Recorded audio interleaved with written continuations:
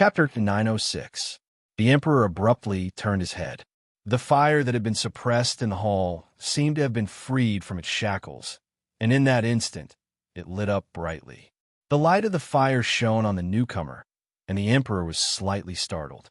Sun Lang in armor. This armor was what he had worn when he was still called Jiaying. At that time, he was the most dazzling new star in the army. His military achievements were illustrious, and his future was limitless. The armor had been carved with iron, fire, blood, and wind and frost. A single set of armor could bear the weight of a legend. He should have worn this armor 2 years ago when he returned to court to receive the cheers and reverence of the world, but he had abandoned it in the great desolate mountain. Now, he had picked it up again. Looking at the fully dressed Sun Lang, even the Emperor, who had a heart of stone, felt a sense of sigh. Fate was unpredictable. Things remained the same, but people changed. Too many things had changed. However, the Emperor was the Emperor. After a moment of absent-mindedness, anger rose in his heart. He entered the imperial ancestral temple alone. There was no one around, and it was cold and silent. The main hall was covered by the light of the fire, and the shadows were eerie. He thought that Sun Lang was hiding in the darkness. He thought that this was a psychological attack, so he calmed down and competed with his opponent in endurance. He wanted to see who could not bear it, and who could not bear it. The person who spoke first would be at a disadvantage, and the person who was patient would take the initiative. He did not think that he would lose. In the end, if *CK, that bastard was not here just now, then what was the point of standing here and waiting for him? Even with the Emperor's temperament and shrewdness, he could not help but grit his teeth.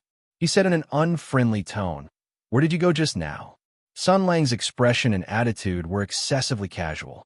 He spread his hands and said, "This question is a little complicated. It's like this. I've spared no effort to track down the sky demon, but it's easier to dodge a spear in the open than an arrow in the dark. There are always reactionary forces that want to harm me, such as the dozens of pangolins not long ago. Obviously, they were going to steal from the official's house. Fortunately, His Majesty protected them. First, His Majesty's convoy happened to pass by above the tunnel and bumped into them. Second, the timing was coincidental. The construction quality of the tunnel was too poor, causing it to collapse. Finally, they happened to meet a group of kind civil officials and were captured alive. If it were someone with evil intentions, such as Tensei Province and Tensei Province, they would definitely kill these rebels to silence them. The Emperor snorted indifferently. Sun Lang continued to speak. I was worried, so I secretly went to check on the dozens of pangolins. They had all taken drugs, so they were not far from death. I didn't think I could get anything out of them. However, thanks to His Majesty, I smelled the scent of death on a few of them. They had killed people before, which was very strange. As expected, I followed the collapsed tunnel to search. In one of the rooms, I found a few pieces of a human body that had been split open. The men who were split up died under the Great Chunghua amputation. That's a forbidden technique from Hongdian Studios. I acted as the coroner. There was no fear on the dead man's face, only surprise. He was caught off guard when he was torn apart. This means that he knew the pangolins and was even involved in the case. The most important thing was that the bodies were not taken care of. This was very strange. They were clearly well-organized men of sacrifice who were not afraid of death. Why didn't they have the consciousness to take care of the bodies? So, I boldly guessed that these people killed in the heat of the moment after taking drugs, so they didn't care about the consequences of killing. After summing up all the suspicious points and discoveries, I naturally found something. There was one thing that was certain, and that was that the dead man played a very important role. His face was still intact, so it was very easy to investigate. At this point, Sun Lang revealed a smile that hid his achievements. However, considering that some people were not very familiar with their work, I first collected the dead man's body and preserved it well. I also left some interesting little traps in the room. I feel that there must be a big fish here. The Emperor's expression still did not change. As expected, he was an old and cunning fox, a tyrant who did not show his emotions on his face. He said coldly, Is this why you pretended to be a ghost in the imperial ancestral temple and deceived the world, tricking me into coming here and making me wait for a long time? Sun Lang nodded innocently. Yes, what's wrong? The transmigrator from another world brought with him advanced chatting skills and speaking style. This frank truth made the Emperor feel at a loss. Since he was young, no one had dared to talk to him like this. He said coldly, "What a lawless, arrogant person who looks down on the Emperor." Sun Lang said unhappily, "Your Majesty, I am not happy to hear you say this. I relied on my skills to set the trap. I didn't see that you're stupid, stupid, stupid, and stupid. How can you blame me?" The Emperor could not hold it in anymore. He flew into a rage. Even with decades of shrewdness and temperament, there were still things that he could not endure. This bastard really did not play by the rules. More importantly, he could not do anything to him. Anyone would feel angry if they were in his shoes. He said sternly, "Sun Lang, you are a lawless traitor. Do you really think I can't do anything to you?" Sun Lang laughed and waved his hand. "Quiet, Your Majesty, quiet. Watch your words. I am a meritorious official of the Empire. If it were not for me, who knows when the Tianyuan War would have ended. It's fine if you don't give me a medal that weighs a ton, but you are still scolding me. You are hurting the hearts of my brothers." The Emperor's eyes became colder and colder, but he had already realized that he had lost his composure. He was trying to adjust his emotions. He knew that extreme emotions would affect calm judgment. Sun Lang turned a blind eye to the Emperor's anger. He paced a few steps and said, "Your Majesty, I suddenly remembered a text that I learned in junior high school. It was called Tang Ju Did Not Fail the Mission." At that time, there was a lot of homework. Classical Chinese usually had to be recited in full. I still don't know if this kind of education method that doesn't ask for a deep understanding and only focuses on memorizing is right or wrong. Asking students to memorize ancient poems without understanding the meaning seems to be completely useless. It's indeed not very suitable. However, if we don't force them and let them learn based on their own interests, the students will definitely not take a look at it. In that case, they will slowly lose the things left behind by their ancestors. Moreover, although the meaning of the ancient texts and poems that they memorized in the past was not understood at that time, when they grew up and experienced some things, they would be able to corroborate with what they memorized in the past. Then, they would have new gains and insights. It is just like the saying that when you read 100 times, you will see the meaning. Just like this text, I have a new understanding of it. There is a sentence in the text that I can't stop thinking about. I feel that it is very meaningful. Sun Lang recited, "Qin destroyed Han and defeated Wei, and the ruler lived for 50 miles, and the ruler was the elder." Oh, sorry, it's not this sentence. Facing the Emperor's cold eyes, he smiled. "The wrath of the Son of Heaven, millions of corpses and thousands of miles of blood." The Emperor's eyes changed slightly. Sun Lang raised his head and looked directly into the Emperor's eyes. He slowly said, "If the warrior is angry, 2 corpses will be buried and blood will flow in 5 steps.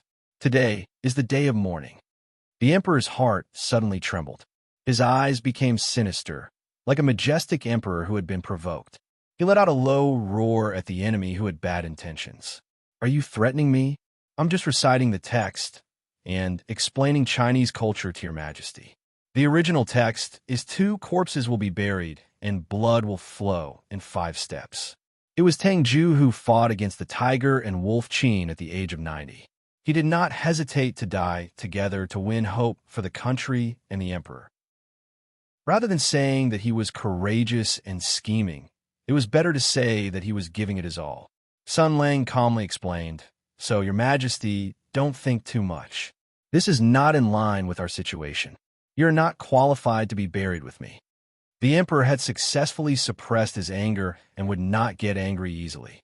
He had now calmed down and looked at Sun Lang with a calm gaze, like a ferocious prey patiently looking for the enemy's weakness. Then, he revealed a cold smile. "Yes," he said, "but there must be many people who will be buried with me. I don't deny it." Sun Lang smiled. "But those who have nothing to lose are not afraid of wearing shoes. I won't die. I will try my best to save many people who don't deserve to die. As for those who can't be saved, time will erase the scars, the memories will gradually fade, and the heart will eventually calm down one day. But what about your majesty? He looked at the emperor and smiled gently. If you die, there will be nothing left. The emperor calmly said, Are you that confident? Sun Lang looked at him and nodded. It looks like you and your new friend have made good progress. No wonder you want to use Bai Yue as an experiment. If Qi Lianyan doesn't die, he will be the next test subject, right? The emperor did not speak, but it did not matter.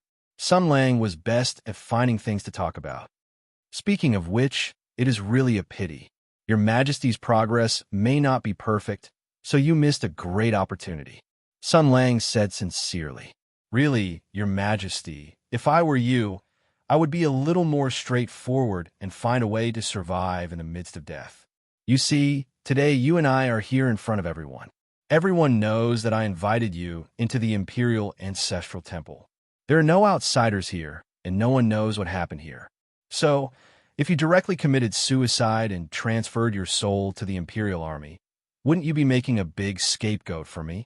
The Emperor's heart skipped a beat, but in the next moment, he had already weighed the pros and cons. Are you kidding? This will indeed make you a big scapegoat, but what good will it do for me? If the officials of the Empire know that I am already dead, then even if I transfer my soul to the Imperial Army, what is the point? Even if I appear again, how can I win the trust of the officials?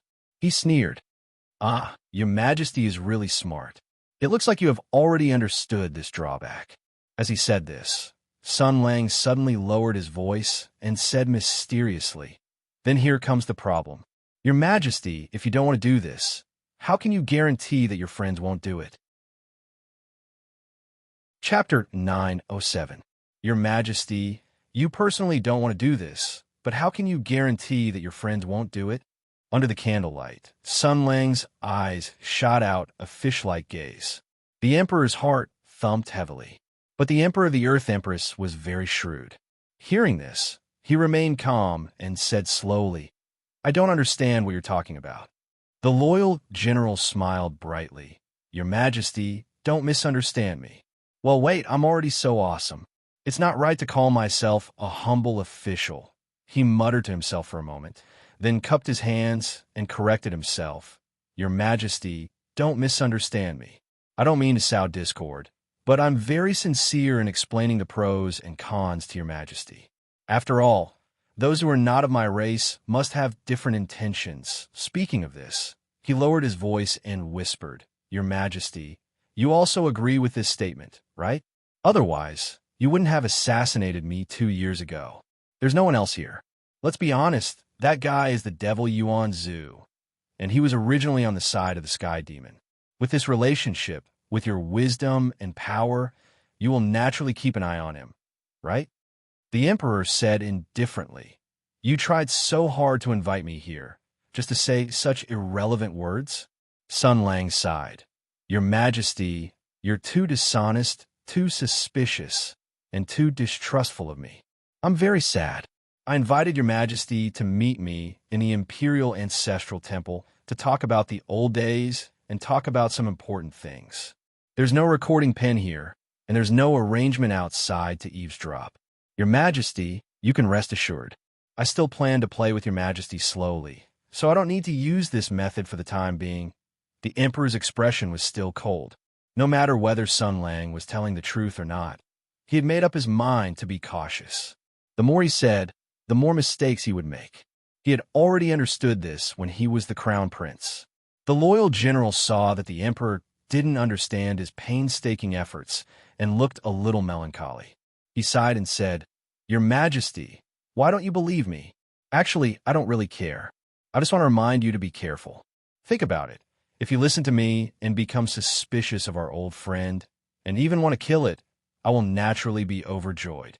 But if you trust it and end up being killed by it, I will also feel good in my heart. The Emperor snorted heavily. As long as he can hum, it means that he is still listening and will react to external things instead of turning a deaf ear, Sun Lang said in his heart. Since they were willing to listen, there were plenty of ways to make Jiang Xian suspicious and even fall into Bureau Zhang's trap. He thought for a moment and said slowly, Your Majesty, there are many things that I want to talk about in today's secret meeting, but Your Majesty is the Lady of Earth, and as a loyal member of the Medicine Pill Party, I have to point out the hidden troubles around the Emperor. I wonder if Your Majesty is willing to listen to me?" The Emperor said coldly, "I don't want to listen." Sun Lang nodded and said, "As the saying goes, honest words are unpleasant to the ear. If you don't like to listen, then all the more I should say it. But since Your Majesty doesn't like it, then I will make it short. About Your Majesty's immortal master from the Sky Demon, I have two things to say. Your Majesty, you have to listen even if you don't want to. The first thing can be traced back to the time in the Great Barren Mountain. At that time, I was stabbed in the back by Your Majesty. Among the 300,000 elites gathered in the Great Barren Mountain, none of my former subordinates were there.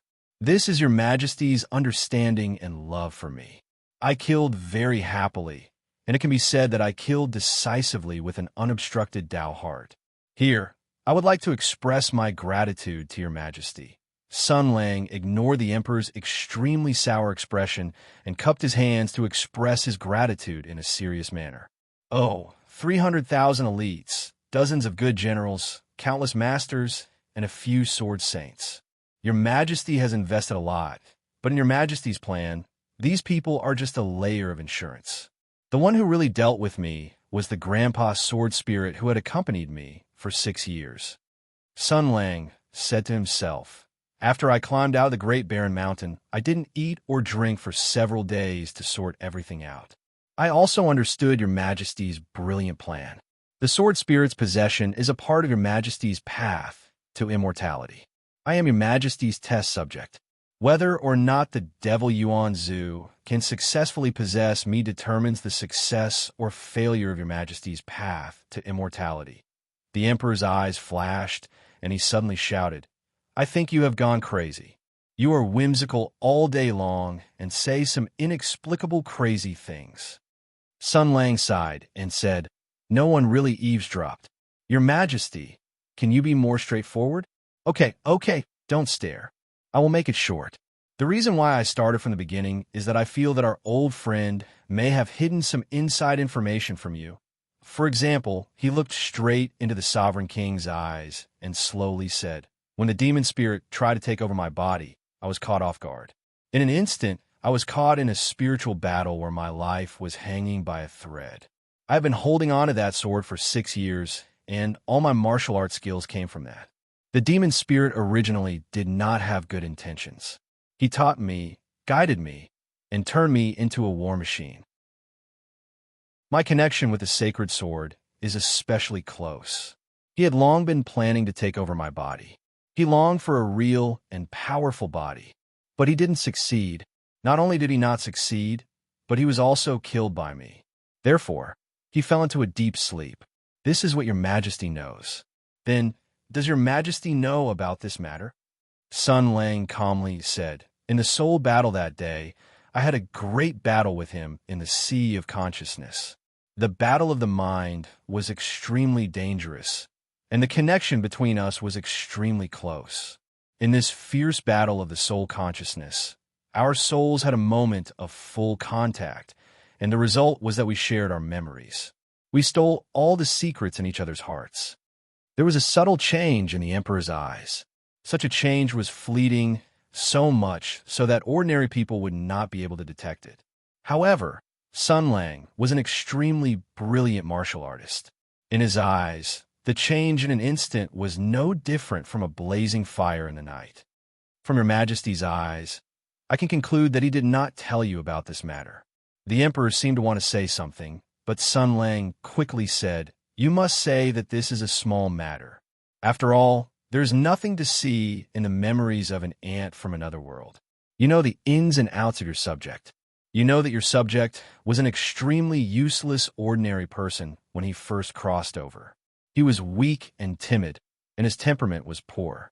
Perhaps he could not even compare to a child of the Empire. But you also know what kind of world your subject came from.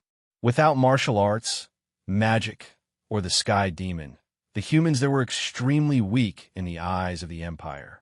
This was a fact. However, in terms of national strength, culture, ideology, and technology, your subject's hometown was superior to the Hades. The accumulation of thousands of years of civilization and the shining wisdom of countless sages made it so that even an ordinary person could surpass the elites of the empire.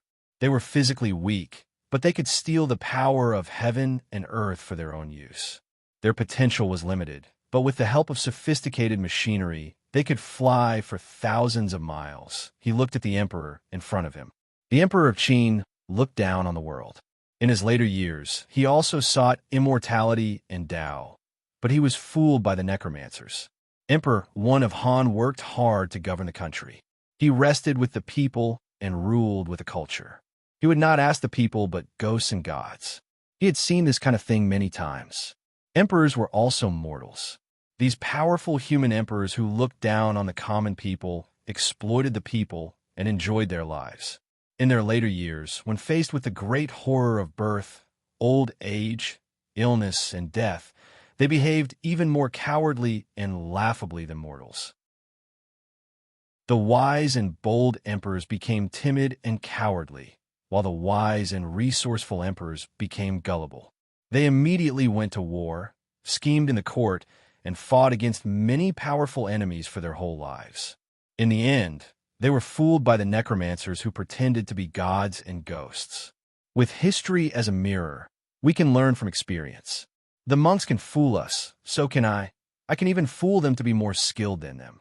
Sun Lang smiled. His smile was sincere and bright, but there was a hint of mockery and pity in it. He said, "There was no martial arts in our world. Everyone was weak, but we developed the art of war to the extreme. We even created terrible weapons that could destroy an entire civilization.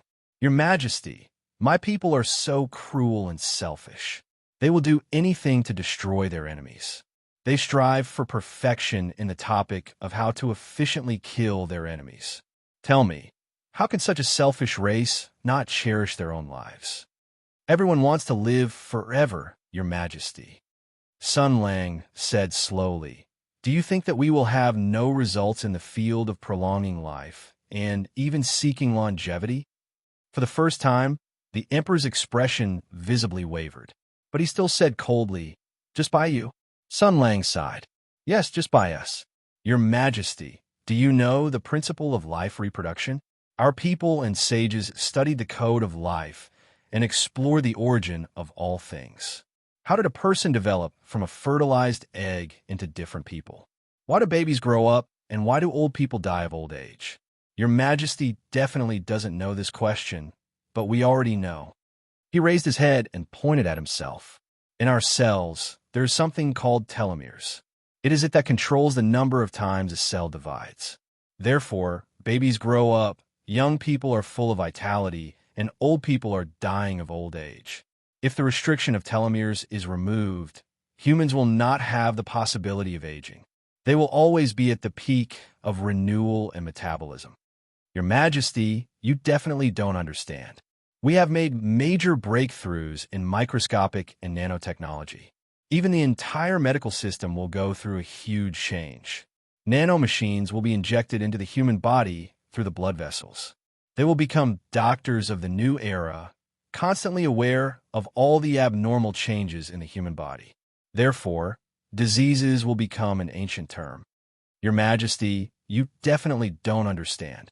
Virtual reality, consciousness uploading, cloud support, and thought backup. We can upload our memories, project them onto a mechanical body, or wander in the ocean of the internet.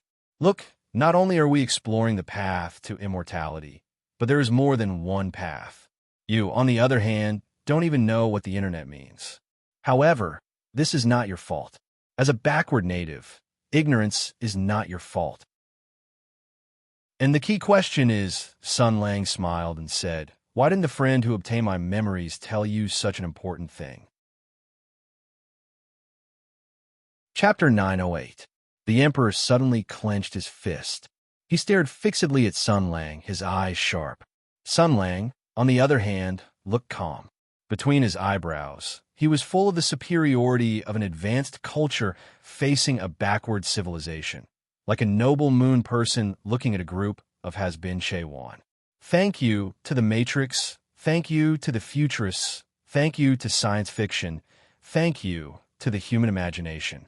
The benefits brought by the progress of technology and culture were in all aspects. The most important point was that the level of human imagination had greatly improved. Based on the present and looking into the future, everyone was sure that they had outlined the future. He opened his hands and sighed.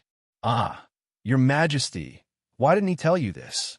The Emperor said coldly, "Who knows if what you said is true or false?" Sun Lang smiled and said, "Then when you go back, remember to confront him and verify it. See what he has to say." The expression of the Emperor was very cold. He realized that he had fallen into Sun Lang's trap again. It was conceivable that even if he went back to confront him, the answer he would get would most likely be negative. The devil Yuan Zhu would certainly deny the truth of Sun Lang's words. But the key to the problem was not this. It was a crack of trust. The devil's denial was one thing, and whether he believed it or not was another. Sun Lang did not hide his intention to sow discord. He still tried to persuade him. "It is conceivable, Your Majesty, that our old friend will certainly not admit that there is such a thing. He will certainly say that it is false and does not exist. He will certainly say so, just as he clearly got the precious knowledge from my memory, but never mentioned it. He does not want Your Majesty to know these things, because it involves a buyer's market and a seller's market. Your Majesty wants to live forever, and the devil Yuan Zhu also has the same desire. His basic desire may be to have a living body. If you ask me, I'm sure that he's up to no good. On the surface, he's pretending to be polite to Your Majesty, but in the depths of his heart, he must have evil plans and motives, such as restoring the Sky Demon in the Empire, or using Your Majesty to complete the Sky Demon's counterattack, or even revenge. But if Your Majesty doesn't care about this, I won't either. All in all, the two of you hit it off like an adulterous couple, because the two of you hit it off. However, if there is another way to fulfill your demand for immortality, the value and necessity of his existence will be greatly reduced. In particular, his identity as an extraterrestrial devil is too sensitive. His Majesty will certainly be wary of him. In that case, well, you know what I mean." As he spoke, he sighed and shook his head. It was as if the world was filled with mutual deception. Only Yinluo's breast still had a trace of warmth. The Emperor still didn't say a word. He would never reveal his emotions and attitude in front of Sun Lang, because he knew how cunning this enemy was. He knew that he couldn't listen to him anymore. The Emperor said, "If you're just here to say this, then our conversation is over." Sun Lang smiled and said, "Don't be in such a hurry, Your Majesty. I want to say two things. The first thing has already been said. An old friend is hiding something from you, so I've told you about it. I won't care about the other things. The two of you can settle it yourselves. The other thing is that it involves Bai Yue." He slowly said, "Bai Yue is also one of Your Majesty's tools, pawns, and test subjects. That day in the Bai Castle, the sword spirit Misho clearly succeeded in taking over the body of the Gold Radiant Sword Saint, and became the first sword spirit to successfully take over the body of the Gold Radiant Sword Saint. But in the end, his action was still declared failure. Do you know the inside story?" The Emperor said coldly, "You're making up stories again." Sun Lang smiled and said to himself, "It's very simple. Your Majesty's plan was ruined by me. Then there's the question. The sword spirits taking over the body should have been irreversible, so why was it ruined by me in the end? With my original ability, I couldn't have done it, but I still did it. Your Majesty, do you know why?" Seeing that the Emperor was still unwilling to be a supporting actor, Sun Lang could only continue his monologue. He pointed to his head and smiled slightly. "It's knowledge. It's the knowledge from that old friend. In the Battle of Divine Senses 2 years ago, not only did he take advantage of me, I didn't lose out either. From Bai Yue, I saw some amazing changes. From the process of the sword spirit, Misho's possession, I saw a lot of familiar things. Your Majesty, if I'm not wrong, the path to immortality promised to you by the devil Yuan Zhu probably used the core technology of the Sky Demon." Sun Lang shook his head and sighed. "It's not that I want to criticize you, Your Majesty, but you really have the guts to use." The Emperor's eyes flickered, and he said coldly, What do you mean? Sun Lang stretched. Well, I'll stop here. Anyway, your majesty doesn't like to hear it. Ji Zun sneered. You're just trying to sow discord with flowery words. Sun Lang said with a smile that was not a smile. Sow discord? Your majesty has finally used this word. Does this mean that your majesty has tacitly acknowledged the existence of that old friend? Tacitly acknowledged that you're making big news? The emperor said lightly, just move your lips and tongue. I'll just treat it as if I'm listening to a play. Your majesty, whether you're alert or not, whether you've listened to my words or not, I don't care because in any case, I have a good show to watch. Sun Lang smiled. Whether you kick the bucket or it burps, I'll happily watch from the sidelines. It's all good to watch. The emperor said coldly, are you so sure that it and I will turn against each other? The emperor is suspicious, and it's the sky demon. Under such circumstances, we can still reach a consensus. You don't know anything about the inside story and reason behind it, and yet you dare to sow discord in front of me? There's a good show to watch no matter what. How do you know that it and I won't work together to deal with you and completely destroy you? Sun Lang was dumbfounded. Your Majesty, are you stupid? If this really happens, I'll be the one who smashes your heads. I'll personally take revenge. It's more refreshing than watching a play. Is there a need to say more? The emperor said gloomily, don't be so confident. Sun Lang looked at him. Suddenly, the Sunran smiled. The fake warmth and deference were all gone. In front of the emperor of the empire, the Avenger showed his sharp fangs for the first time. Like a wolf growling, like a fierce beast warning its enemy, Sun Lang took a step forward and said in a low voice, you will because I know you.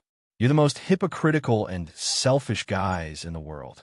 How can you cooperate so intimately? He smiled coldly. Your Majesty, you can't even tolerate me.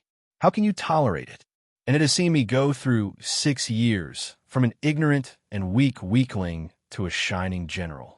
It has seen the whole story.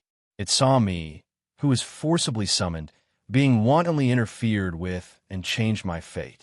It saw me grit my teeth and persevere in your selfishness and cruelty. It saw me, who was about to succeed, get all my hopes and fantasies shattered in the great barren mountain. He gritted his teeth, and his eyes were cold. He smiled and said, Your Majesty, do you think it's an idiot? It's definitely not. Then, do you think it won't hold back against you after seeing all this? Do you think it will think you can trust it without reservation after seeing what happened before? He tilted his head and put away his smile. He said expressionlessly, What a joke. The emperor looked at him with a complicated expression. No one knew what this emperor of the world was thinking. No one knew if he was feeling regret or hatred. However, Sun Lang controlled his emotions with precision. He would not lose control or be impulsive. He still had many things to do. He was not in a hurry. He had waited for more than 2 years. This revenge was worth slowly savoring. He wanted to play slowly, play well, have fun, play to his heart's content, and play thoroughly. Meeting the emperor's gaze, Sun Lang suddenly smiled widely. He took a step back and opened his hands.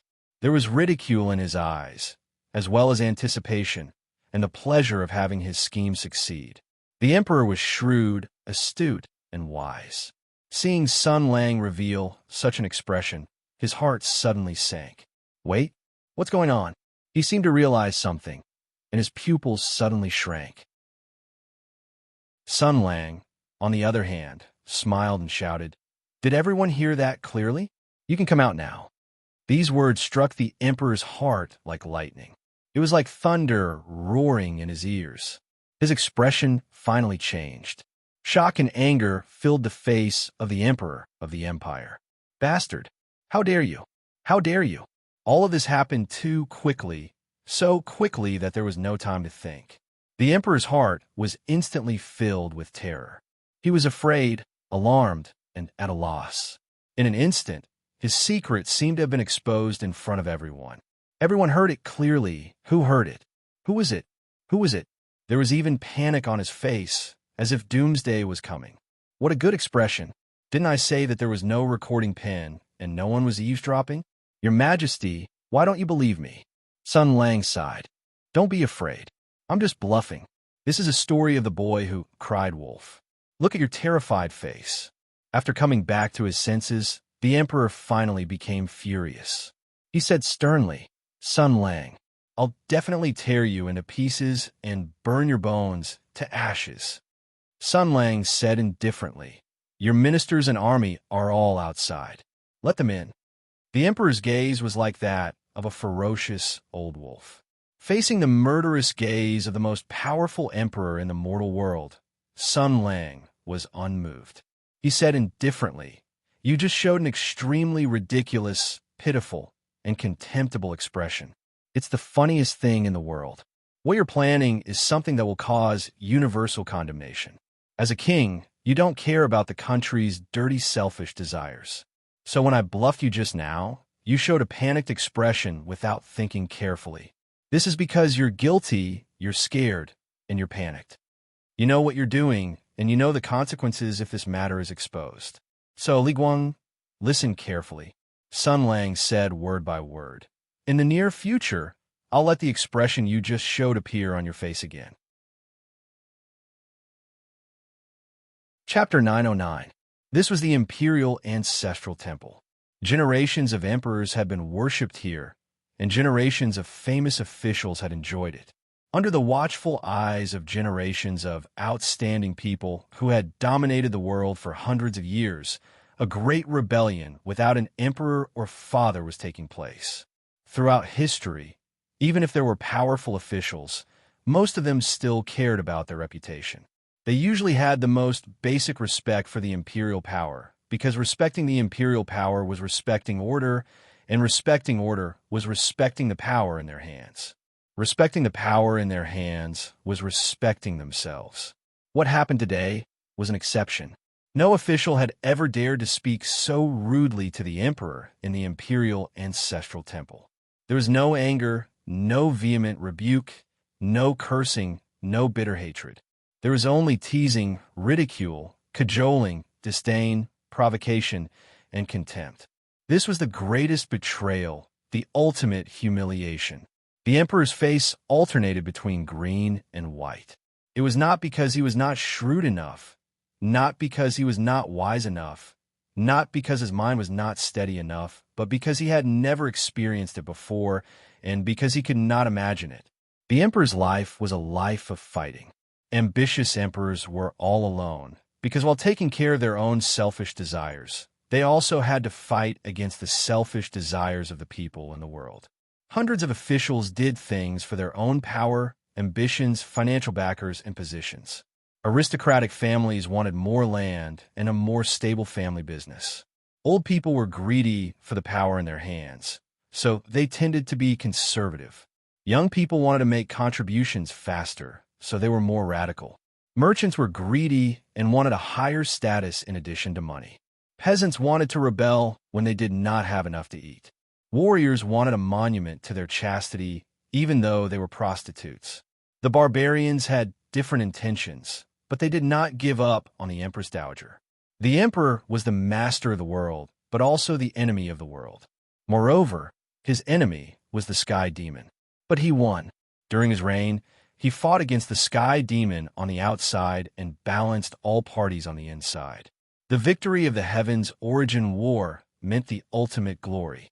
Although the emperor himself had never killed the Sky Demon, and the strategy of fighting against the Sky Demon had little to do with him, he believed that all the credit should be given to the wise decisions of the leaders.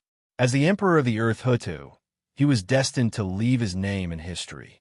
The various countries were awed, the people loved and respected him, the aristocratic families revered him, and the officials bowed their heads. Under such a favorable situation, it was only natural for him to become arrogant. The emperor had always been the most unpredictable person in the world, and now that he had such a world-shaking achievement, he became arrogant in the midst of all the praises. And today he was hit on the head. It turned out that there were still people in this world that he couldn't deal with. He was clearly just a person, clearly just a madman. 8 years ago, he was just an ant. But now, he actually had the power to shake the country and look down on the kings and emperors. Before, He only regarded Sun Lang as a pawn of the way of heaven and thought that this foreign visitor was a challenge and an obstacle to his immortality. He didn't regard Sun Lang as an opponent because he thought that no one in the world was worthy of being his opponent. But after meeting him, he realized that this avenger who had disappeared for 2 years and now returned was much more difficult to deal with than he had imagined. He could even talk nonsense in the Imperial Ancestral Temple and in front of the Emperor, but he couldn't do anything to him. He used to think that this was just a legend dreamed up by warriors who didn't want to bow their heads to power. But now, he had to admit with dismay that the legend did exist. Just like now. The most direct point was 8 out of 10 of what Sun Lang said tonight could be regarded as deceiving the Emperor and despising the imperial power.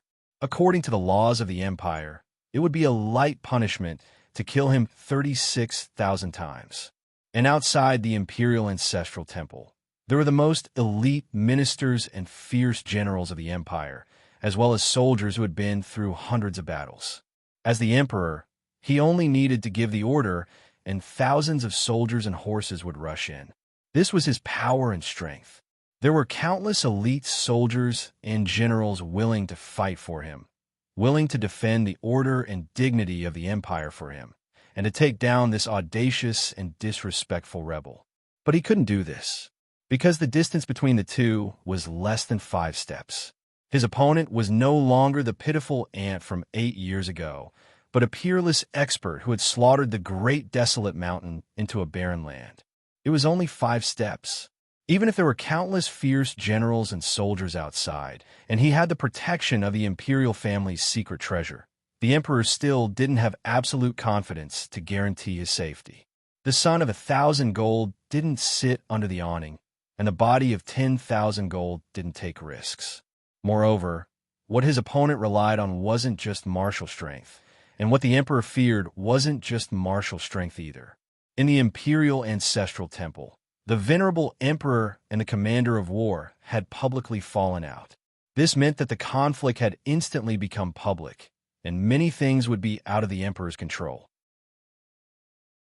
This was because the Emperor's enemies weren't just the illusory Heavenly Tao and Sun Lang, but also the officials with different intentions, as well as his children. Once Sun Lang revealed what he knew, once Sun Lang used his glib tongue to rope in a large number of allies, once Sun Lang reached an agreement with a certain prince, the situation would undoubtedly become even worse. Frustration, anger, helplessness, and confusion. Only today in the Imperial Ancestral Temple, when the Emperor came to see his subjects, did the Emperor finally have a direct and tangible feeling, understanding just how difficult and frightening this formidable opponent before him was. The Emperor gazed at the smile on Sun Lang's face, all sorts of feelings welling up in his heart. Although he had left the court for as long as 2 years, although he had been declared missing in the Battle of the Great Desolate Mountain, although he had almost become a taboo in the Empire, although he had almost been gradually forgotten by the majority of people, he had still returned. Moreover, in the short span of a few months, relying on his continuous activity and victories in various parts of the Empire, he had once again made the Empire remember him. People remembered that during the Great War of Tianyuan, they had been such an invincible person. With a new appearance and motivation, he had once again appeared on the stage, carrying the banner of opposition to the Emperor. With the movement in Ming Province, with the rumors in Qin Province, with the shock in Summer Province, and with the amazement in the imperial capital. Step by step, ring by ring, until today he had completed his reappearance. With lightning speed, he had once again established his prestige and made people remember him once more. The Emperor's enemies were the people of the world. The people who viewed the Emperor as their enemy saw a bird that didn't mind being the first bird to stand out. Those greedy and despicable people desired to suppress imperial power and obtain more. Thus, they were not stingy with flowers and applause, waving flags and shouting battle cries for the returning general, ready to watch a good show. But they were also wrong, because this bird that stood out was actually a cunning eagle. Thinking of this, the Emperor couldn't help but smile. He found that his mood had actually calmed down. "You're smiling so happily," Sun Lang said lightly. Your Majesty is pregnant. This guy was indeed very good at stirring up the anger of others at any time and place. But once the emperor thought it through, these ordinary words could not sway his will. The emperor maintained a smile and said lightly, "I've found that I seem to have gone into a dead end. Although I've always said that I want to take control of the overall situation, from the day before yesterday to the summer province, I seem to have been arguing with you about momentary gains and losses. Even today, I came to the imperial ancestral temple with a heart full of anger. Once my state of mind is unstable, I will be taken advantage of by a cunning boy like you." So he looked at Sun Lang and slowly said, "I've lost this round." "What do you mean you've lost this round?" Sun Lang tilted his head. "Have you won before?" The emperor's indifferent smile immediately froze. He had never met such an opponent in his life, so he completely didn't know how to deal with it. The emperor decided to ignore this sentence. He couldn't let Sun Lang lead him by the nose. "There's still a long way to go. I can pick up and let go. Sun Lang, let's play this game slowly." Sun Lang nodded cheerfully. "Okay, I also have the same intention. Just now, I was brave enough to speak out and pointed out the people around your Majesty. Please investigate clearly. As for how to deal with it, that's your Majesty's private matter. I won't say much. Let's talk about a more important problem." The emperor was secretly vigilant. "What problem?" The general rubbed his hands and smiled. "Of course, it's the problem of my treatment. Your Majesty said that since I've lost this round, I should give some prizes. Don't you think so?" The emperor sneered. "Is a copper sparrow terrace not enough?" When Sun Lang heard this, he shook his head like a rattledrum. No, no. How is the copper sparrow terrace a prize? That is the spoils of war that this great official worked hard to obtain. For this reason, I mobilized the army and risked being impeached by the imperial censor. I also offended a group of royalist officials. Since I obtained it with my own ability, it naturally belongs to this official. How can it be the prize that your Majesty lost to this official? It's long been mine." The emperor said coldly, "Nonsense. Take it or leave it." Sun Lang's eyes turned, and then he sighed. Fine, fine. I'll just accept this loss." "Who told you to be the emperor? You're really forcing me to sell and buy. You actually lost my property to me." The emperor didn't care. Sun Lang sighed to himself, and then fumbled a few times in the armor's secret compartment. He took out a piece of silk. "There's no other way. Copper Sparrow Terrace it is. Your Majesty, let's make a written pledge." A bad premonition arose in the emperor's heart. He stared and said, "What pledge?" Sun Lang said, "Your Majesty said that you lost the Copper Sparrow Terrace to me. Words have no proof. Of course, a written pledge is needed. For a private property transfer, there must be a property transfer agreement. Not to mention the current emperor. Not to mention a business like the Copper Sparrow Terrace that earns a lot of money every day. If your Majesty deceives me and then turns your back on me, who can I cry to?" The emperor said coldly, "The emperor does not joke." "Bah!" Sun Lang immediately retorted. "Then what's the matter with the Great Barren Mountain? A meritorious official who was once abandoned by the emperor. Now, an emperor who was forced by a meritorious official in every possible way." This dialogue that happened in the imperial ancestral temple was probably the only one in the country for hundreds of years. Seeing that the emperor did not speak, Sun Lang shook the silk and urged repeatedly, "Your Majesty, quickly write. Write that today, your Majesty lost a brothel under your name to me. I want to frame this property transfer agreement and hang it on the main door of the Copper Sparrow Terrace to let the passers-by know that I am the unquestionable owner of the Copper Sparrow Terrace." Damn it, I knew this bastard was up to no good. Of course, the emperor would not write it. Otherwise, if this thing were to spread out, where would the royal family's face be? "I won't write it, I won't write it." "If you don't write it, then the matter of the Copper Sparrow Terrace as the prize will not be established." The topic turned back to the past. "Since your Majesty has admitted defeat, then pay off the prize first." The emperor was annoyed. "If you don't write it, then don't write it." "I won't write it." "Sun Lang, in any case, you are the commander of war of Tianyuan. Now, you are the Shinsei general, the empire's #1 military official. Why are you still pestering endlessly like a scoundrel? You have to look like a minister and have the dignity of a minister. Do you understand? Sun Lang glared and said, Wow, Your Majesty, you are the emperor. Not only did you compete with the people for benefits, you also opened a brothel and made a lot of money. You have the face to remind me to pay attention to my dignity? Bastard, that was not opened by me. Then you are even more shameless. Sun Lang was dumbfounded. The brothel that other people opened with their own hard work was actually opened by you and lost to me as the prize? Wasn't it you who snatched it first? Hearing this, Sun Lang became even more excited. In other words, as long as I snatched it, Your Majesty would give it to me directly? Wow. Thank you for your kindness, Your Majesty. May I ask how to get to the treasury of the Imperial Treasury? The Emperor was so angry that he almost laughed. He glanced at Sun Lang and said unhappily, pestering endlessly and mixed up with unclear ideas. I think you have ulterior motives. Tell me, what do you want? Sun Lang counted on his fingers and said, Your Majesty, I am the Shunsei General. It should be announced to the world that I have an official position and authority. In addition, the government is also responsible for allocating housing. At my level, I have to have a guard regiment, a guard of honor, a special car, and a female secretary. The Emperor glanced at him. Originally, when the imperial edict was sent to Summer Province, the imperial treasury and the 6 ministries were already preparing the relevant matters. The official uniforms, guards of honor, rewards, and so on would be sent to the Ronglum Manor in order. The appointment of the Shinsei General is a national matter. It will not be done overnight. You did not wait at home and instead came to the capital. Who is to blame? Sun Lang touched his head and stuck out his tongue, putting on a naturally silly look of malice. It looked disgusting. The Emperor shuddered. Is that all you want? How is that possible? Sun Lang said, These are the same as the Copper Sparrow Pavilion.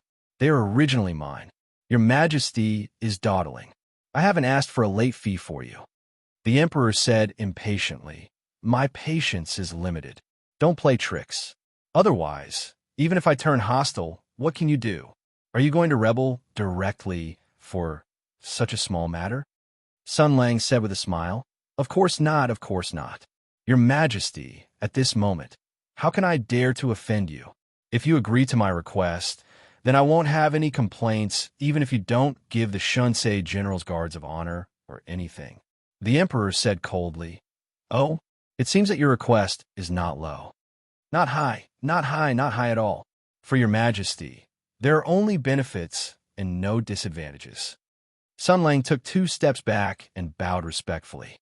After feigning civility with the Emperor for a while, he once again showed his sharp fangs and bit at the most painful part of the enemy. I have admired Empress Tensei for a long time. Your Majesty, please grant me a marriage. Chapter 9-10. I have admired Empress Tensei for a long time. Your Majesty, please grant me a marriage. The person who spoke had an innocent smile, full of shyness and expectation. He was like an innocent young man who had someone in his heart, but because of the huge difference in status between the two of them, he could only bury his love and feelings in his heart. Then he secretly worked hard, fought hard, and worked hard to achieve enough merits and status. Then he came to his father-in-law and asked the father of his sweetheart to agree to this marriage with a confident attitude and unchanging love. It was simply too inspirational, too touching, and too pure. It was so no matter how one looked at it. On one side, it was General Shansei, who had made great contributions and created an undefeated legend in just 6 years. On the other side, it was Empress Tensei, who was both talented and beautiful and managed the military affairs of the country as a woman. A talented man and a beautiful woman. A talented man and a beautiful woman. In fact, during the war, there were many rumors about the war marshal and the emperor's concubine.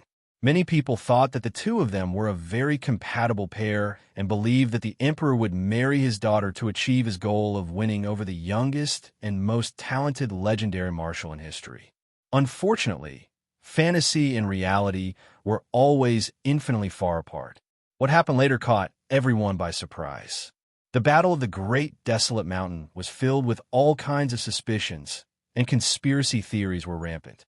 Many signs pointed to the fact that in this decisive battle that would decide the fate of the world, the Emperor's role was not honorable, and the heavenly strategy princess was the direct executor. These two royal families had plotted together a despicable plan to kill all the birds and put the bow away. As a result, after the chaos at the Copper Sparrow Terrace 2 days ago, Sun Lang first went to the Gate of Heaven Influence and then went to Tensei Province to make a big fuss. Such an attitude and behavior confirmed many people's speculations. Obviously, these two dazzling stars at the end of the Great War of Heaven's origin had already announced that they were going against each other. The affairs of the world were really unpredictable. But now, if the smart people in the court heard Sun Lang's request at this moment, they would be very surprised and then let their imagination run wild. Wow, what kind of operation is this? Perhaps they would even reveal a meaningful and ambiguous smile and look at General Shunsei with suggestive eyes. Their minds are filled with wild and fanciful thoughts. It couldn't be helped. This kind of plot was too emotional. Come to think of it, it turned out that they were a match made in heaven. Perhaps the man had even loved her deeply before, or perhaps it was even a little melodramatic. The reason why he joined the army and fought on the battlefield was probably because he met the peerless beauty Empress Tensei by chance. He was smitten by her talent and appearance. For the sake of love, for the sake of making his sweetheart take a second look at him, and for the sake of bonding with her forever, he had to strive for fame and achievements on the battlefield. Unfortunately, the story was very beautiful, and the development was also very beautiful, but the ending was heartbreaking. Clearly, they had once made solemn vows of love. Clearly, they had been very close, but in the end, he was heartlessly abandoned by his beloved. What awaited him was not a confession of love or a marriage bestowed by the emperor, but the cruel and heartless betrayal and harm of the imperial family. What a tragic marriage annulment. What was that saying again? Every dog has its day, and every dog has its day. After being cruelly betrayed by his former lover, he did not die. Instead, he returned to the empire after disappearing for 2 years. He was domineering and high-spirited. He seemed to have grasped the emperor's weakness, so much so that the emperor could not do anything to him. Now, he stirred up the storm and pointed his sword at the imperial court. In front of him, the powerful imperial power could only retreat again and again. Now, in the imperial ancestral temple, under the emperor's fear and retreat, he took the initiative to ease the relationship and extended an olive branch to the imperial family. I don't want anything else. I just want to marry your daughter. It was too emotional, this kind of plot. Every dog has its day, and every dog has its day. The meritorious official who was betrayed by his lover and murdered by the emperor not only did not die, but also returned to the imperial capital in high spirits. He even grasped the emperor's fatal weakness and used it as a bargaining chip. He asked the emperor to marry the princess who had betrayed him. In other words, it was a marriage for peace. In exchange for the goodwill and understanding of a powerful official who had already achieved great power, he used a princess as the price. Then there was a problem. He had once been cruelly betrayed, and now he was betrayed. He was given to his former lover by the imperial father as a bargaining chip for reconciliation. Then, what kind of violent treatment would His Highness Empress suffer after marriage? But who cared? It was only a marriage of convenience, and it was only a daughter. This price was completely acceptable. Sun Lang's sincere eyes revealed such a meaning. Your Majesty, this is a great deal. But the emperor's expression became very gloomy. Previously, he had realized that his mentality was irritable, so he took half a step back as a buffer to adjust his mood and also slightly ease the hostile relationship. He had originally planned to take things slowly, so he could not let Sun Lang control the rhythm all the time. However, Sun Lang's casual move hit his sore spot again. It was simply impossible to guard against. When the ever-victorious commander of war of Tianyuan turned his wisdom, military strategy, and stratagems against the Sky Demon to deal with the former emperor, the emperor also felt the pain of the Sky Demon. The most important thing was, Did he already know? The emperor's sharp eyes were nailed to Sun Lang's face. He wanted to see something from the other party's change of expression. He wanted to understand the other party's motives. Marrying Empress Tensei. Was this request to vent his hatred and anger, or was it for other reasons? Did he already know about that matter? No, it was impossible. There were no signs of exposure at all. Even Sure herself did not think of it. How could Sun Lang think of it? Using his own daughter, a woman, as the target of possession in the next reincarnation, this kind of thing was a fantasy no matter how one thought about it. How could a normal person think in this direction? Was it purely to vent his anger and hatred, to take revenge on his daughter? But there was no difference. In any case, he would not agree. But how to refuse had to be carefully considered. He could not reveal any flaws. The emperor slowly said, "You want to marry my daughter? Why?" Sun Lang blinked his large watery eyes and innocently shouted, "Because I want to *CK her." The emperor coughed violently and almost choked on his own saliva. He did not expect Sun Lang to speak the truth so straightforwardly. It was so simple and honest that it was too much. He stared fiercely at Sun Lang and resolutely said, "No." Sun Lang's face was full of unwillingness and dissatisfaction. His expression said that this old thing dared to interfere with the free love of the progressive youth of the new era. He shouted, "Why? It's not *CKU. Is it your turn to say no?" The emperor unconsciously trembled, and his heart became even more bewildered. This guy, Sun Lang, chattered endlessly. "Your Majesty, you are the emperor and the greatest politician in the world. You understand balance and know that the essence of politics lies in compromise and exchange. Since that is the case, why not agree to the request of the great minister? I just want to *CK a princess. What's wrong with using empress to win over the great minister?" He counted with his fingers and said, "Let the great minister analyze the benefits of marrying empress for your majesty. First of all, if you marry your daughter to me, we will be a family. You see, I can *CK you as much as I want now, but after I become your son-in-law, I will have to hold my nose and call you father. Don't you feel good that the person who could *T on your head and you couldn't do anything to now has to call you father? Also, after you become my father-in-law, we will be a family from now on. I will be assimilated by you from the leader of the progressive bureaucrats who is full of revolutionary will and resistance into a member of the backward feudal ruling class. Think about it. How can a prince consort have the nerve to openly oppose you? I estimate that from now on, I will have to support your feudal rule. Using an empress as the price to eliminate the biggest worry of the empire, what a good deal it is." The emperor sneered. "So, you are saying this with good intentions?" Sun Lang nodded and said, Yes, this great minister is sharing your majesty's worries." The emperor revealed a trace of a smile. "It makes sense. Marrying a princess to you will have so many benefits. I didn't think of it before, but now it seems that it is indeed a good thing. I still have a few unmarried princesses, and there are also good women in the imperial family. How about I choose a virtuous one to marry you?" Sun Lang shook his head like a rattledrum and said, "This great minister only has Empress Tensei in my heart." The emperor blew his beard and stared. "I married my daughter to you, and you are still being picky?" Sun Lang stared back. "Your Princess Tensei is not young anymore. If she doesn't get married, she will become a leftover woman. I am taking over for the empire. How loyal am I? Won't your majesty allow me to choose the one I want to *CK the most?" "Nonsense," the emperor said angrily. "I think you just want to take the opportunity to take revenge and bully my Tensei." Sun Lang cried out in grievance. "This great minister is wronged. I just want to resolve this hatred, just to set an example and prove to the world that even if the imperial court destroys the bridge after crossing the river, even if your majesty abandons me, I, Sun Lang, have a red heart towards the sun, and my loyalty will never change. Marrying empress is just like this. If not, how can the world see this subject's sincerity and loyalty? If not, how can the situation in the imperial court be eased?" The emperor was so angry that he laughed. I can't tell that you are such a loyal subject.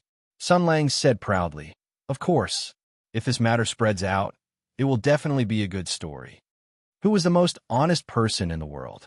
It was Commander of War. It was Sun Lang. Who was the most broad-minded person in the world? Who chose to forgive Empress? It was Commander of War. It was Sun Lang. What a great sentiment. The Emperor did not care about this. He sneered, This is not up to you. Since you have brought it up, I will agree to it. When I go back, I will give an edict to marry one of your imperial princesses. Sun Lang proudly said, If your majesty insists on doing things your own way, then this subject will go against the decree in court. After all, this subject already has a marriage contract.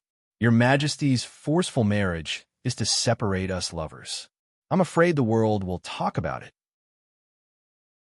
The emperor heard this and said angrily, If you didn't mention it, I would have forgotten. You clearly have a fiancé, and you flirt everywhere. You actually want to marry a princess? I said that I want to marry another princess to you, and you used this as an excuse to refuse. Why didn't you say this when you wanted to marry Tensei? Sun Lang sighed. Your Majesty, please allow me to report. This subject's fiancé and close female friends are more straightforward. They get jealous easily and fight at the slightest provocation. If a normal imperial princess marries into the Sun family, she will probably be beaten to death the next day. The emperor sneered. So you want to marry my Tensei into the family and fight with them? No. The main thing is this subject will not feel bad if Empress Tensei is beaten to death. Chapter 9:11. In short, the emperor was determined not to allow it. It was simply too insincere. He wasn't even willing to marry his daughter. Sun Lang's spittle flew everywhere as he said, Wow, Your Majesty, why can't you do the math? Where in the world can you find a son-in-law like me? You see, as the Shunsei general, I'm a high-ranking employee under your command. My guards, cars, secretaries, guards of honor, mansions, and official offices all require you to pay for them. And if I marry your daughter, as the father-in-law, you should be responsible for the wedding house, savings, luxury cars, servants, and so on. But I'm reasonable and devoted. I only want to marry your daughter. After we get married, you don't need to prepare the wedding house. Even my guards, cars, mansions, and retainers as the Shinsei general don't need to trouble your majesty. I could just live off of my wife. Aren't those things readily available in Tensei province? They can be used directly.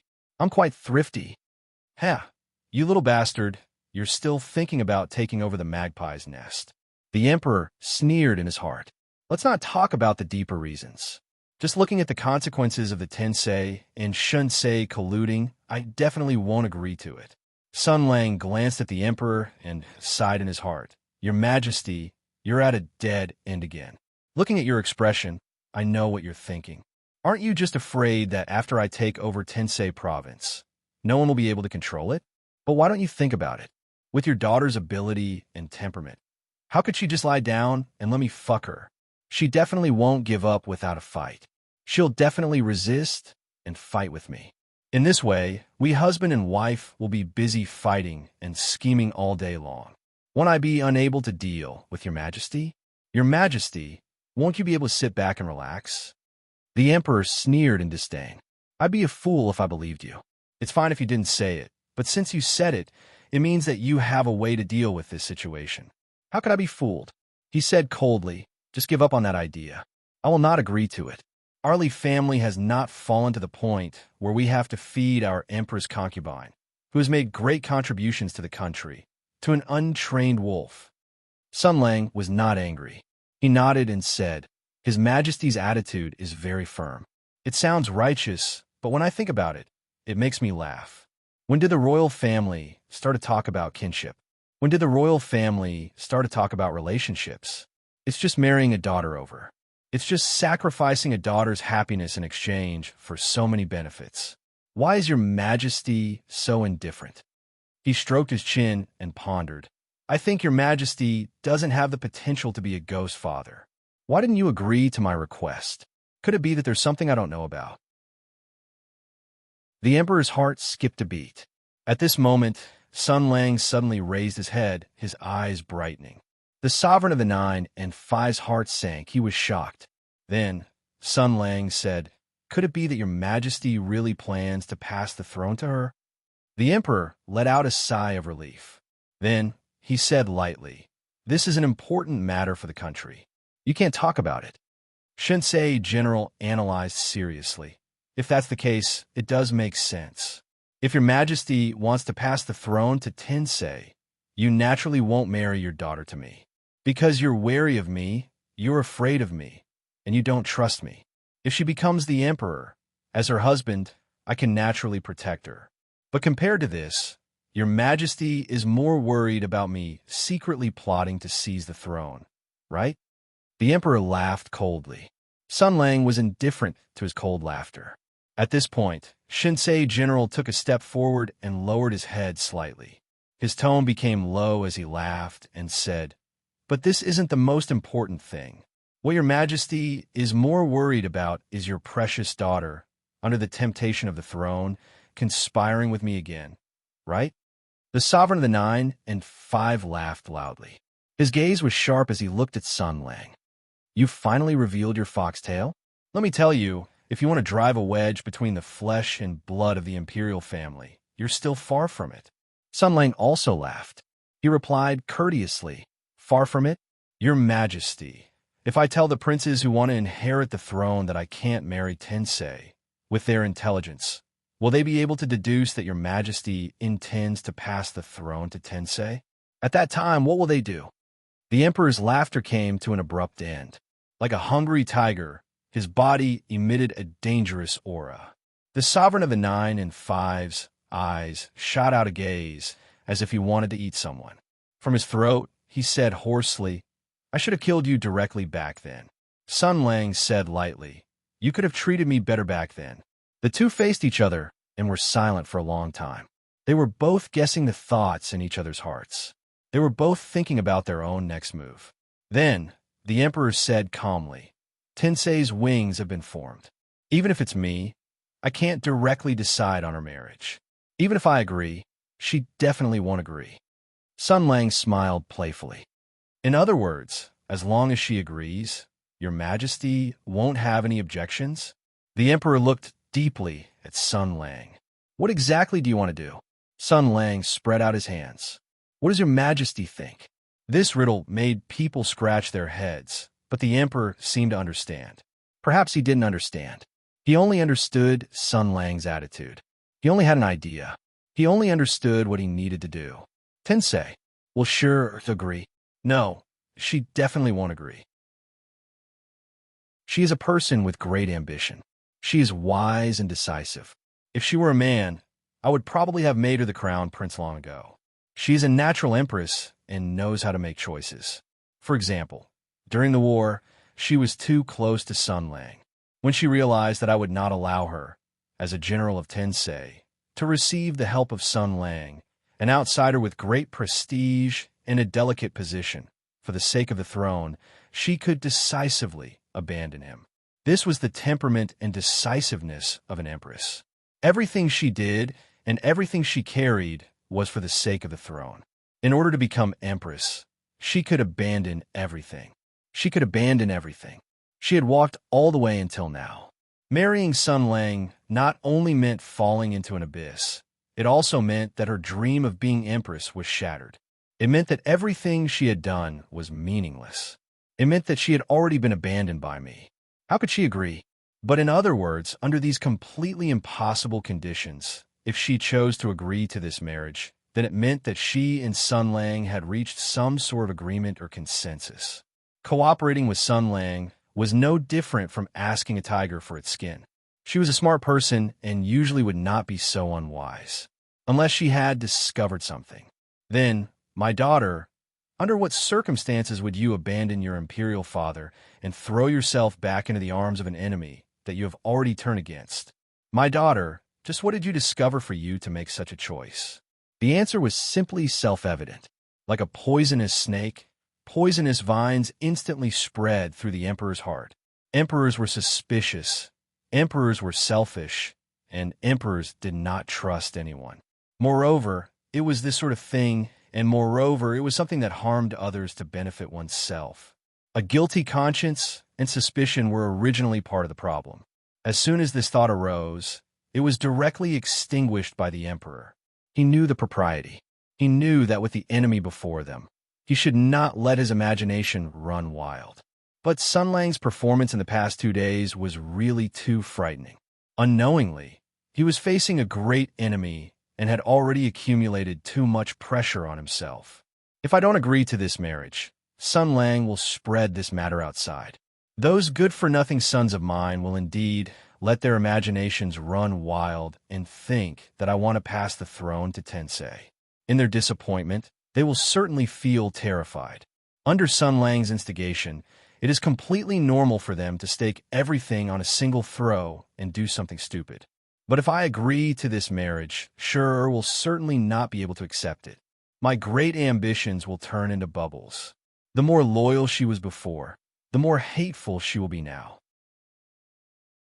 If Sun Lang promises her something else, she will inevitably turn her spearhead to deal with me, which will also be extremely troublesome.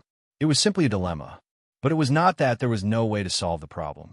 The first method was to directly make Tensei the heir apparent. But in this way, the power balance I had painstakingly maintained in the struggle for the heir apparent would be broken. Moreover, it was the crown princess. There was absolutely no precedent. It would inevitably cause unrest in the court, resentment among the princes, and even a great deal of discussion. If this were normal times, it would be fine.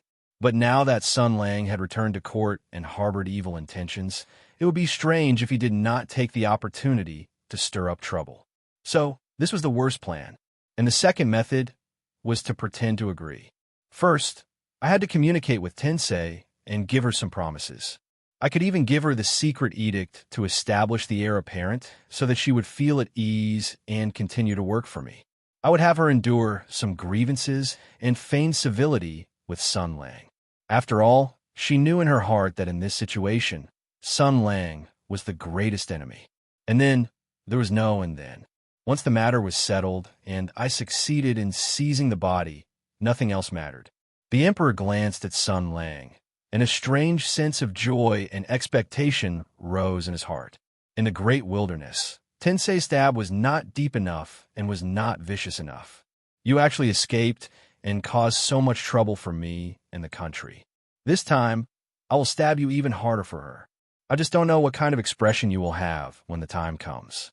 Thinking of this, the emperor slowly said, "No matter what, if you want to marry Tensei, you must first obtain her consent and recognition. After she agrees, we could talk about other matters."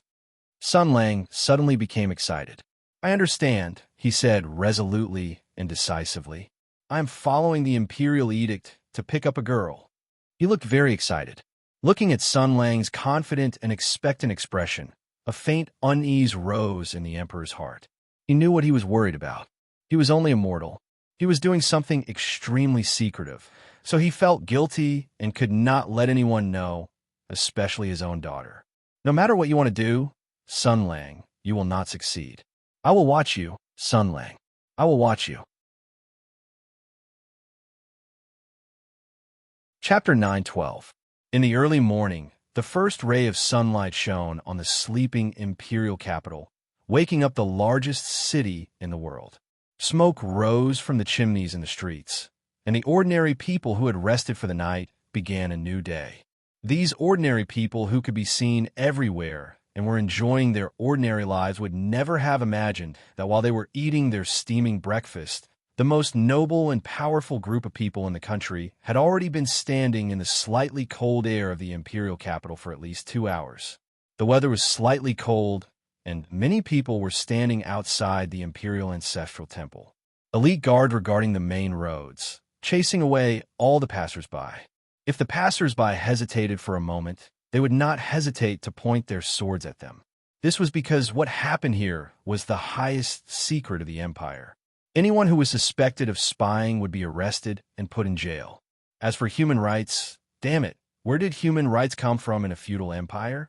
The group of important officials stood outside the imperial ancestral temple for a long time. Although the air was cold and they were tired from standing for so long, the empire valued martial arts. Even the civil officials who did not need to fight in the battlefield were still able to maintain their composure. Therefore, although they had been standing in the cold wind for 2 hours, the top civil and military officials of this country still had ruddy complexions and were in high spirits. Just this scene alone was enough to shock other countries. However, the officials all looked worried. At first, they could still stand solemnly, but after an hour, the sound of chatter came from the crowd. Many of the officials were talking about it, and their faces were full of doubts. Why is His Majesty still not coming out? At the front of the officials, the high-ranking officials of the ministries, the leaders of the 3 provinces, and the martial arts hall all looked serious. They exchanged opinions occasionally, and then looked at the towering gate of the imperial ancestral temple quietly. This sacred and glorious place of worship was the ancestral temple of the royal family, and it was also the place of burial that all the officials dreamed of. Only the officials who had outstanding achievements and great reputation could enjoy the glory of the imperial ancestral temple after death. They could stand side by side with the previous emperors and receive endless incense offerings and the worship of future generations. But now, an outstanding and prestigious official had entered this sacred ancestral temple uninvited and usurped the host's attention by inviting the current emperor into the temple for a discussion. The empire had been established for hundreds of years, and nothing like this had ever happened. Everyone wanted to know what had happened inside. Everyone wanted to know the outcome of this meeting. The officials had been waiting for 2 hours. The officials gradually slacked off. Di Huaying, who was standing in the Ministry of Justice's team, took advantage of the chaos and quietly moved to Bao Shiren's side. He whispered, "Shitty, the emperor has been in there for 2 hours." Bao Shiren stared fixedly at the entrance of the imperial ancestral temple. He gritted his teeth and said, "Yes." Di Huaying didn't know whether to laugh or cry seeing him like this. He had wanted to ask about the situation, but looking at his junior apprentice brother, it was obvious that he had a deep prejudice against General Shunsei. Why were the two of them so against each other? He patted Lord Bao's shoulder and whispered, don't worry. Look at the leaders in the front row. They aren't worried at all, so why are you so worried?" Moreover, the general invited His Majesty in for a meeting. He must be discussing something insignificant. Since he intends to negotiate, there shouldn't be any trouble, Bao Shiren snorted. Di Huaying shook his head. "Shitty, everyone is watching today. The officials are outside. If the general does something rebellious, he will become the enemy of the world. He has his family and his old subordinates. Why would he do something so unwise?" Lord Bao suddenly turned his head.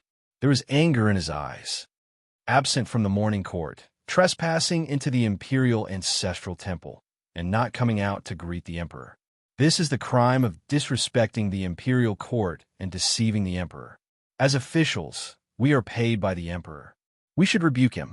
Why are all the officials sitting there calmly and not mentioning this? Di Huaying was stunned. After a while, he sighed and gently squeezed his junior apprentice brother's shoulder. The world is like this. In the ancient times, the emperor was wise and virtuous, and the world was at peace. In the end, it was just a legend on paper. Today's imperial court and temple are just a game of selfishness and fairness. It's full of deals and compromises, Bao Shiren slowly said. "Do you really think so, Shitty?" Di Huaying said faintly. "If you want to realize your ambition, you have to protect yourself first." Bao Shiren wanted to say something, but Di Huaying tightened his grip and said in a low voice, "Shitty, I know you're confused, but with your talent, can't you see that this is actually a mess? If you look at the cause and effect, you have to go back to the source. How did this awkward situation come about? Can't you see who's right and who's wrong? Wake up, Shitty. This is not something you and I could get involved in. Don't get involved." Lord Bao felt a pain in his heart. He looked at his senior apprentice brother. Pain and confusion intertwined in his eyes. They used to be famous hunters of the school of 6 fans. Back then, their days were simple and happy. Now, they each had their own future. Their positions were getting higher and higher, and their reputations were getting better. However, they were no longer as happy as they used to be. Bao Shiren sighed softly. Shitty, he's back for revenge. Are we just going to watch? Di Huaying did not answer immediately. His gaze passed through the crowd and fell on the eye-catching figure at the front. Among the group of old and strong officials, a young and beautiful woman was obviously the most eye-catching. She was the most famous female hero in the empire. She was one of the most dazzling stars in the later period of the Great War of Tianyuan. She was admired by countless people. Of course not. He lowered his voice and transmitted it to his junior apprentice brother's ears. Of course, such words could not be transmitted to Lu Er. However, we can't rush to the front because there's one person who is least qualified to stand at the back. She will bear the brunt of the anger of revenge. We only need to observe secretly and see what Commander of War wants to do. And Di Huaying lowered his eyes and sneered. I'm an official of justice. I judge and judge, punish the evil and promote the good, and protect the justice of the world. What I hope to see the most is, evil will be punished with evil. Empress Tensei, who was standing in the front row, did not know that someone was criticizing her silently. Even if she knew, she would probably just laugh it off. She did not know how many people she had offended and how many people hoped that she would die. The court was not a place to treat people to a meal. She could not be a nice person. Breaking the road of human rights was better than killing the whole family.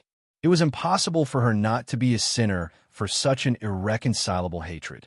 She had gained a lot and lost a lot along the way. She had been mentally prepared. This was because the emperor was a true loner. His goal was to ascend to the throne. Once he ascended to the throne, he would lose everything. Lovers, friends, comrades, teachers, and all these precious human relationships would disappear. All of them would be turned into cold and unique words. Monarch and minister. It was the most ruthless, unreliable, and hypocritical relationship in the world.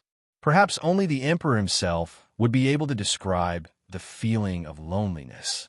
Perhaps the so-called loneliness was nothing more than the private conjectures and imaginations of the scholars and officials outside. The emperor's concubine couldn't help but think of a joke that Sun Lang had once told her. It said that a person was originally an ordinary person, but one day, a golden pie suddenly fell from the sky and he inherited a large amount of wealth from a distant relative. From then on, he disappeared from his original social circle and lived the life of an upper-class person who indulged in debauchery. A few years later, one of his friends saw him at a banquet. He, who had made a fortune, walked unsteadily and looked dispirited. He was not as high-spirited and energetic as before. It seemed that money had become his burden and he was no longer happy. That friend was a person who was poisoned by chicken soup. In the tone of a senior monk who enlightened the world, he said, "Does being rich really make you happy?" The answer was, yes, it feels great. Perhaps the throne was also the same. Empress laughed self-deprecatingly in her heart. She could only convince herself like this and comfort herself. Although her mind was wandering leisurely, she looked more impatient and worried than anyone else on the surface. Ministers, 2 hours have passed. A lowly general thinks that we can't wait any longer. She said in a tough tone, Father is the emperor of the empire. He has the safety of the world on his shoulders. He entered the imperial ancestral temple alone, and there has been no news. Are we still going to stand here and do nothing? And the answer was always the same few words. Your Highness, please don't be impatient. His Majesty is fine. It was like a routine question and answer. Empress knew very well that the emperor was fine. She knew Sun Lang very well. This guy made such a big move with great fanfare to negotiate with her father. If he wanted to assassinate the emperor, he would not have waited until now. But she still felt inexplicably uneasy and irritated. No one understood Sun Lang better than she did. This bastard was crazy. The more people there were, the greater his desire to perform and cause trouble. Now, he had used the sacred sword of fire to lure all the officials to the imperial ancestral temple, and then brought her father into the temple. The two of them were secretly discussing a meeting and were definitely negotiating for peace. Given this guy's cunning and shamelessness, he was definitely brewing a terrifying and vicious plan. It was a vicious plan that he wanted to use in front of all the officials. Empress felt uncomfortable all over when she thought of this. She had a bad feeling about this. Because she was Sun Lang's enemy. Because Sun Lang viewed her as an enemy. His only goal in coming back was revenge, and she was definitely on the list of revenge targets, and she was definitely in the top 3. Sun Lang had no reason to let her go. What was this guy planning? Empress, who was racking her brains, quickly found the answer. Suddenly, a soft sound came from the direction of the Imperial Ancestral Temple. All of the officials' spirits were lifted, and they all turned to look at the door. Immediately after, an invisible force pushed open the thick and tall door, and a strong gust of wind blew in their faces. Before the person arrived, the voice had already arrived. As the officials raised their heads in anticipation, a deep and sonorous tenor voice that surpassed Pavarotti's shocked everyone and resounded loudly in everyone's ears. "Ah, my beloved." Chapter 9:13. Dumbfounded. Everyone was dumbfounded. Let us first learn about a rule that has been in use since ancient times. The name of this rule is the venerable has precedence. Even on a global scale, civilizations had always abided by such a law. Because there was a sequence of events, so there was a sequence of people. When there was a cue for something, those with higher social status would naturally have priority. It was a law that every member of civilization tacitly agreed upon. Take the most basic walk as an example. Other than eunuchs and other lowly people who opened the way, no matter if it was a formal or informal occasion, people with high status would definitely walk in front. For example, ministers definitely could not walk in front of the king. They had to obediently follow the emperor's footsteps. This is a matter of course. For example, in the current situation, the Shunsei General Sun Lang and His Majesty were secretly discussing matters in the Imperial Ancestral Temple. The ministers waited outside for a long time, and everyone raised their heads in anticipation. When the door of the Imperial Ancestral Temple opened, everyone became alert. They all looked at the Imperial Ancestral Temple, their hearts filled with anticipation. They hoped to see His Majesty's figure. As long as that familiar figure walked out from behind the door, their hearts, which had been tense for 2 hours, would be completely relaxed. They would all heave a long sigh of relief. After all, His Majesty had been inside for 2 hours without any movement. On one side was the current emperor, and on the other side was the former marshal, whose position and status were actually a little awkward. It was impossible to say that they were not worried at all. Most of the ministers present knew about Sun Lang's ability and craziness. Most of them could also guess the inside story of the Great Bear Mountain and knew why Sun Lang came back. What if, and only what if, in the Imperial Ancestral Temple, the emperor and his minister did not get along well? What if the audacious, rebellious minister became ruthless and cut His Majesty down? The world was in chaos. The war had just ended 2 years ago, and everyone was finally able to catch their breath. After the war, the rewards and the division of the cake made many country bumpkins who had not seen the world before understand the beauty of power. There was pleasure in exploiting others, and the taste of holding power and enjoying life was even more wonderful. It was difficult to go from luxury to frugality. No one wanted to go back to the time when they risked their lives and might die in the next war. Peace was indeed hard to come by. Peace was indeed very beautiful. Not only did the commoners think that peace was wonderful, but the officials, nobles, and big businessmen also thought that peace was wonderful. In this world, other than arms dealers, lunatics, and keyboard warriors, no one liked war. In this case, if the divine strategies general were to behead His Majesty, no one would be able to accept this result. No one wanted to see this happen. With such a worried mood, and the fact that the emperor had indeed been gone for a long time, when they heard the door of the Imperial Ancestral Temple open, everyone raised their heads in anticipation. What they had been waiting for was a strong tenor voice. That voice seemed to be infused with countless emotions, longing, and love. After fermenting for 2 years, It exploded into an unparalleled, strong voice of love. "Ah, my love." The owner of the voice had a strong and vigorous internal energy cultivation base, so this sudden shout was deafening in everyone's ears, causing the officials who were looking forward to the king to be greatly frightened. In their shocked and bewildered eyes, a person stepped out from the open door. That was a person who was radiating light. Radiating light wasn't an adjective, but rather a description. That was because his body was truly radiating light. He was using the power of the holy sword to forcefully create a colorful sound and light effect. The armored divine strategies general looked as if he was riding on a colorful cloud as he arrived. Many ministers held their breaths. A familiar figure, a familiar person. It was as if they had returned to the Great War of Tianyuan. That shadow standing in the darkness was like a flag, guiding the way for countless Tianyuan soldiers. He led the soldiers to achieve one legendary victory after another, shining in the sky like the North Star. His achievements surpassed the 6 armies, and his name shook the contemporary era. Because of him, people at that time believed that the Great War of Tianyuan would end in their lifetime, and that this legendary general who had won every battle would become the minister of worship, continuing to protect the world and the empire in the imperial court. Just like now, his figure was dazzling, and he led the officials. It was just that. He came 2 years late. Wait, reminded of the past, the old generals of Tianyuan, whose hearts were shaken and filled with emotion, suddenly woke up from their feelings. Each of them had a subtle feeling of, what is this guy doing? What did he just say? My love?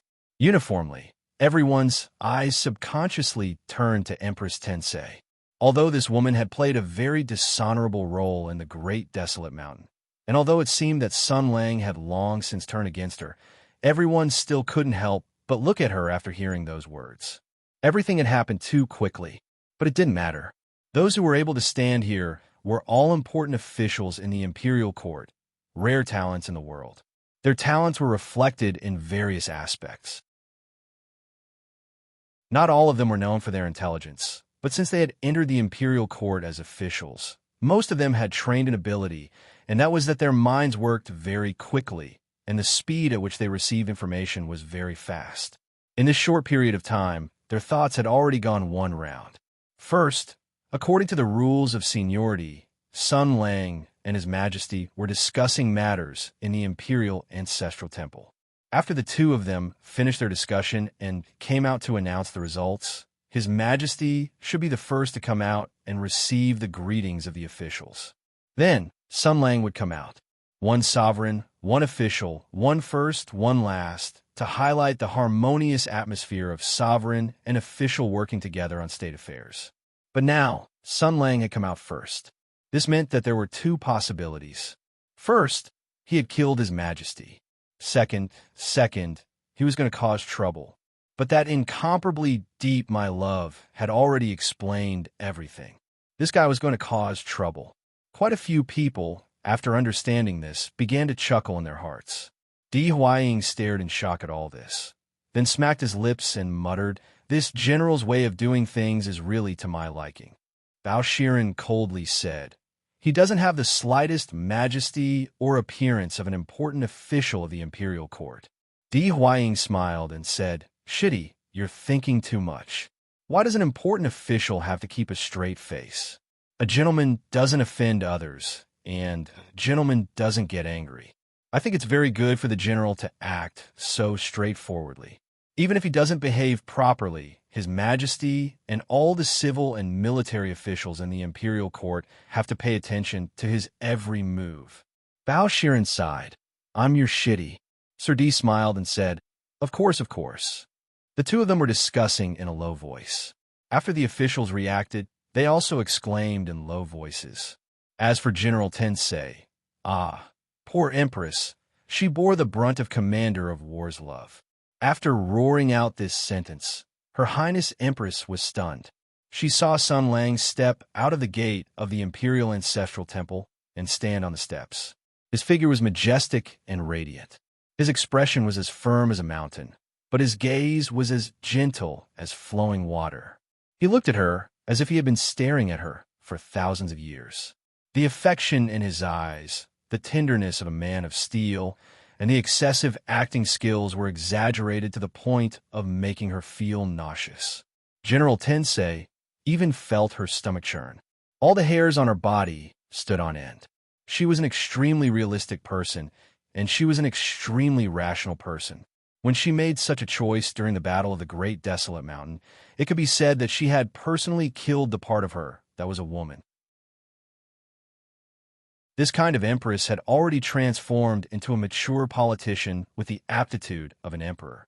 This kind of person would not have any illusions, would not daydream, and would not have any expectations for so-called feelings. She understood Sun Lang very well, and she understood his temperament very well. Thus, she understood the hatred in Sun Lang's heart, understood that there was no turning back between them. Even if she took a step back and said that Sun Lang still had feelings for her in his heart, given his ridiculous temperament and inexplicable concept of feelings, he would not shout out such shocking words in public. Him doing this could only mean one thing. This was a conspiracy, a trap, a part of his despicable plan. As for what he wanted to do, it was simply on the verge of being revealed. Empress's heart suddenly trembled. It was sudden and extremely tricky. Even with her intelligence, she could not think of a way to deal with it. On the steps, Sun Lang took a step forward.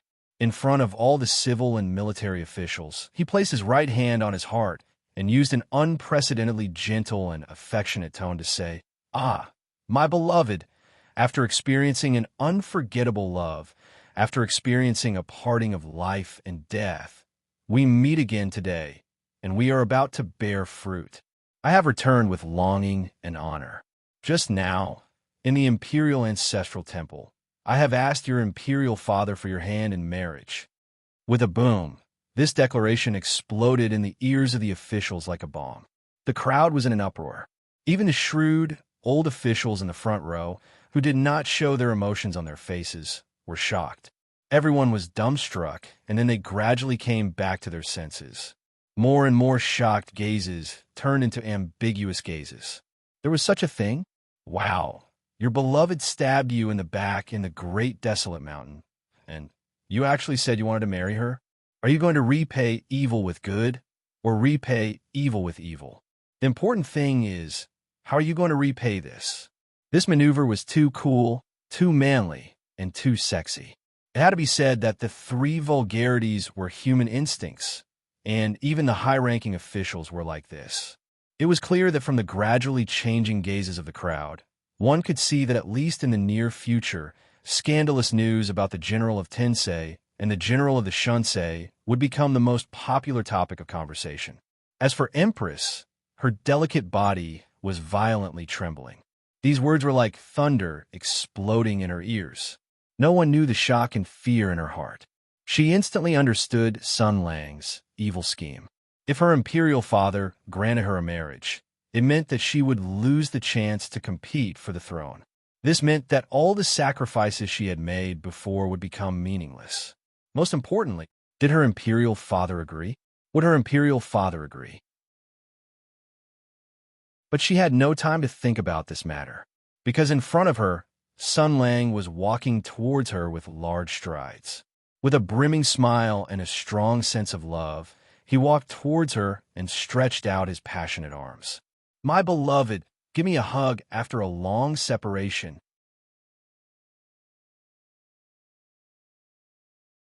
Chapter 9:14. Let's have a hug after a long separation. Shouting passionately, General Shunsei opened his arms, his eyes full of affection. After 2 years of separation, he longed to hug his beloved and tell her how much he missed her. Everyone looked at this scene in a daze. The world seemed to have lost its color at this moment. The two most dazzling generals in the later stages of the Great War of Tianyuan, the two most outstanding young people of the empire, they were once close friends. They were once fellow soldiers who cooperated with each other. Humans all yearned for beautiful things in their hearts. They wanted to see heroes succeed. They wanted to see lovers finally get married.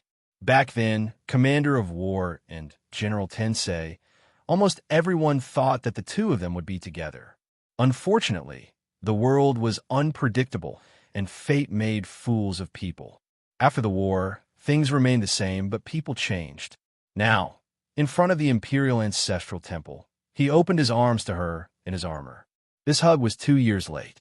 They had once fought side by side, but there were too many reasons, and they had no choice but to part ways.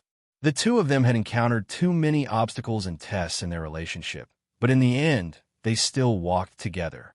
Perhaps this hug would shatter all the barriers and hurt they had in the past. Perhaps this tolerance and understanding would resolve the awkward and tense situation in the imperial court. Everyone looked at this scene silently, smiles appearing in their eyes and ripples in their hearts. They were about to witness a romantic reunion, as if they didn't know that the person's surnamed son had just smashed the Copper Sparrow Pavilion, ran to the Gate of Heaven Influence, and then went to Tensei Province to have a good fight. They might have believed it. How hypocritical. Looking at the general's sincere smile and tearful eyes, everyone complained in their hearts. Just from the hypocrisy and acting skills General Shunsei showed at this moment, he was worthy of his position, which surpassed that of the three dukes. It was obvious that the imperial court would have another respectable official. The official's eyes were full of ridicule, and those in the back were all craning their necks to look forward. It was as if they were watching a good show. A subtle smile appeared in everyone's eyes. In their opinion, this was clearly Commander of War's plan.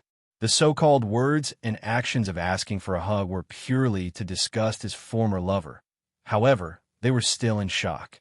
The people present did not know that the war commander, who had once dominated the battlefield and made the sky demons tremble at the mere sight of him, had returned with a terrifying power that could shock the world after disappearing for 2 years. Back then, he was already a rare master of swordsmanship. Now he had improved even further.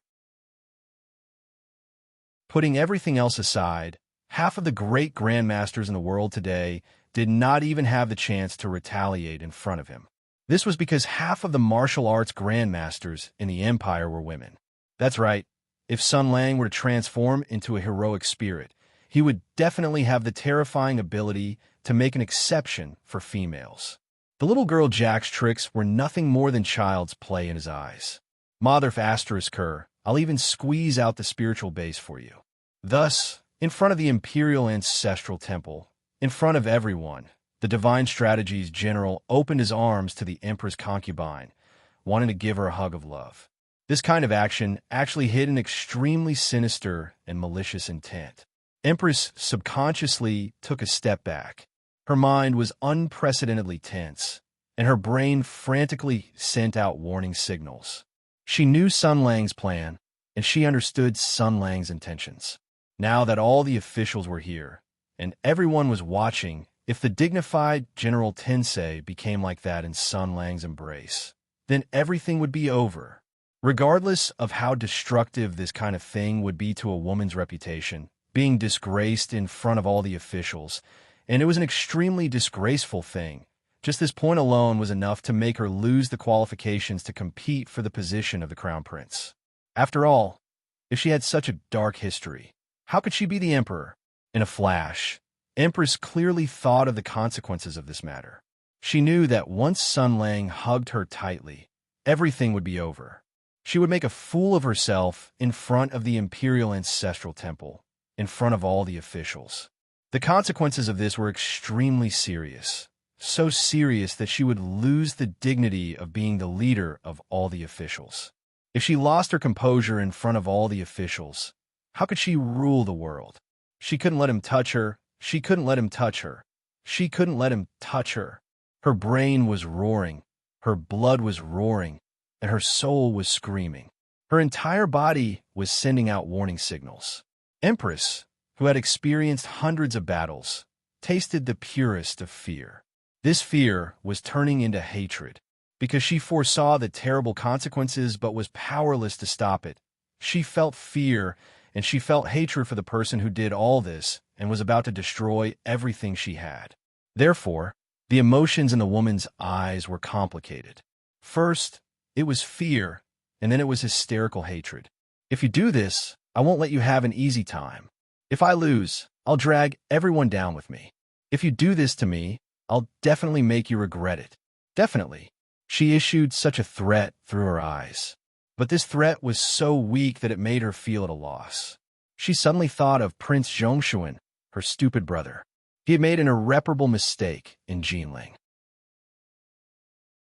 That day, the weather was very cold, and he had been kneeling in front of the palace, begging for her father's forgiveness.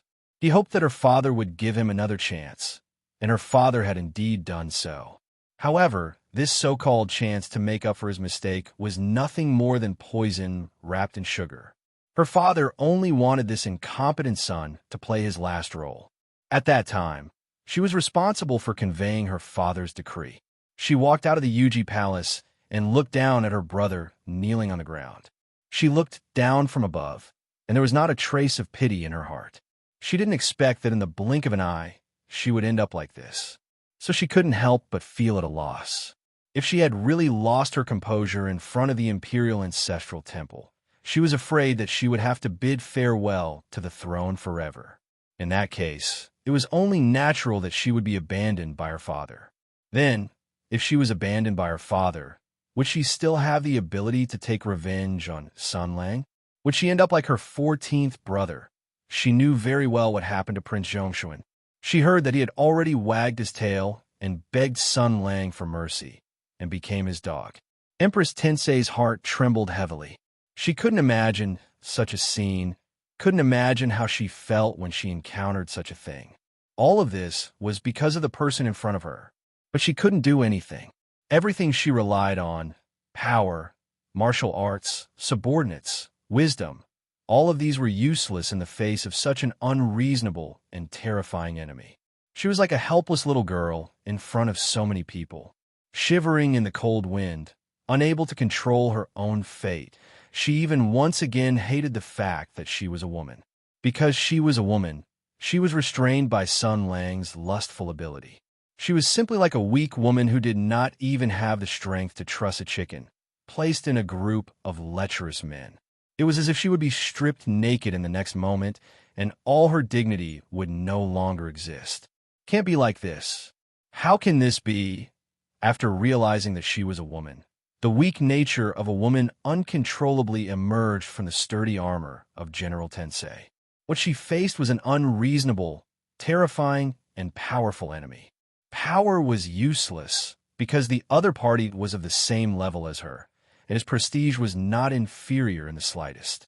Martial arts were useless because the other party was far stronger than her.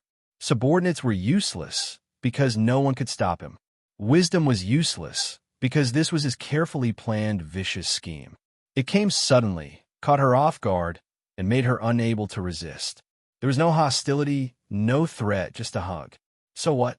There was no way to resist, no way to deal with it, and she didn't know what to do. When power, martial arts, subordinates, and wisdom were all useless, when all of the power possessed by General Tensei couldn't deal with such a situation, what should she do? Humans were animals. Humans were instincts. When the advantages learned and acquired were useless, humans would subconsciously follow their nature and instincts when they were in a panic. Before General Tensei, Empress was first and foremost a woman. Under the threat of a man, when the acquired strength and advantages she was used to relying on were useless, the weak and nimble instincts of a woman would subconsciously come into play. It was called prayer. Perhaps even she herself didn't realize that General Tensei showed weakness and helplessness in her eyes. She had no way to deal with Sun Lang's sudden attack, and she had no way to avoid the worst situation.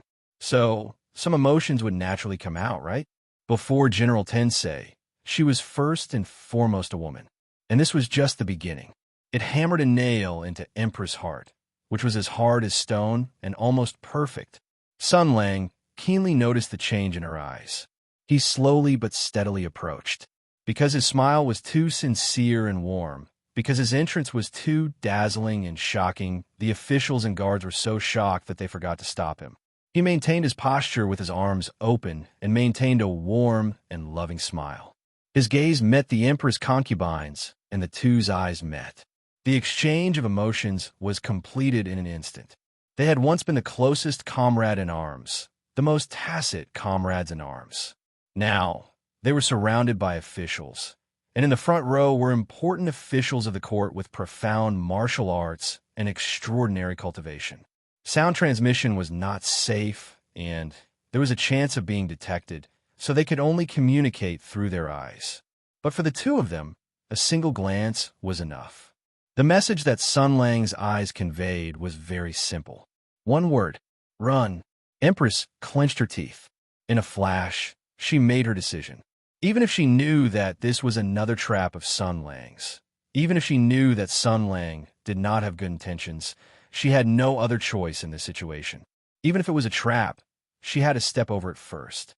So Her Highness Empress immediately shouted, "Stop him!"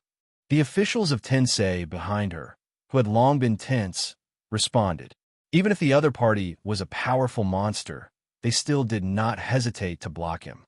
So, under the gaze of the officials, in front of the commander of war's long-awaited embrace, Her Highness Empress panicked and even fled, and her face seemed to be a little red. Sun Lang looked at Empress's back as she ran further and further away, and cheerfully announced, "She's shy."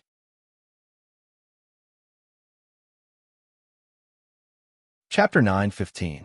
The air suddenly became quiet. A subtle feeling emerged in everyone's heart. They had watched a good show, but no one's heart was moved. It was like the time of a sage after masturbating. Many of the ministers were calculating the cause and effect of this matter in their hearts. The more they thought about it, the more they felt that something was wrong. Some even looked around in confusion. When they saw the majestic and sacred silhouette of the imperial ancestral temple and the tall doors, they could not help but have a very philosophical thought. What did I come here for? The cause of the matter was roughly like this.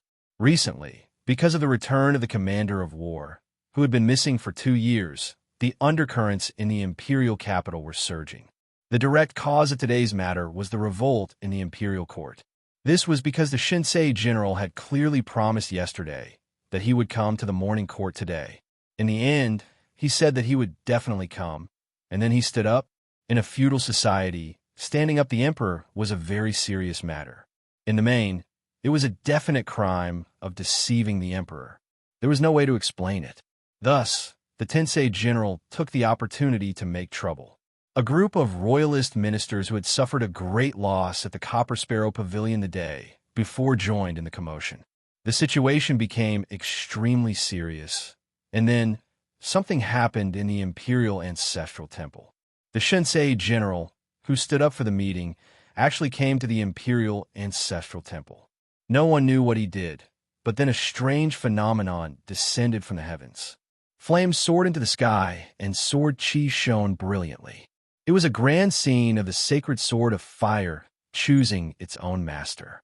At that time, the sky was not yet bright, so it was even more conspicuous.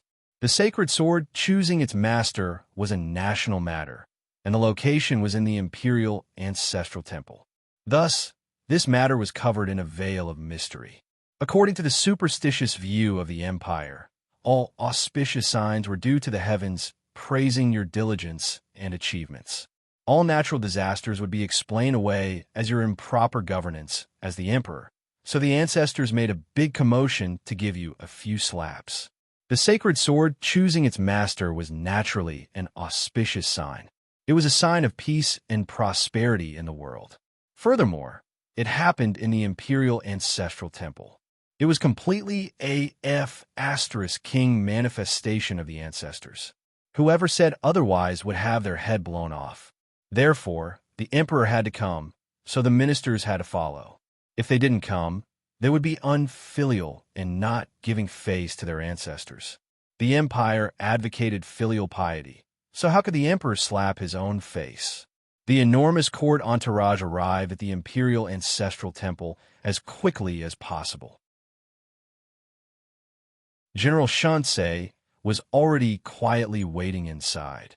He asked the temple attendant to come out and bring a message, inviting the emperor to enter alone to discuss matters, saying that he had something important to report. Few of the officials who could make it to the imperial court in such a huge empire were simple characters.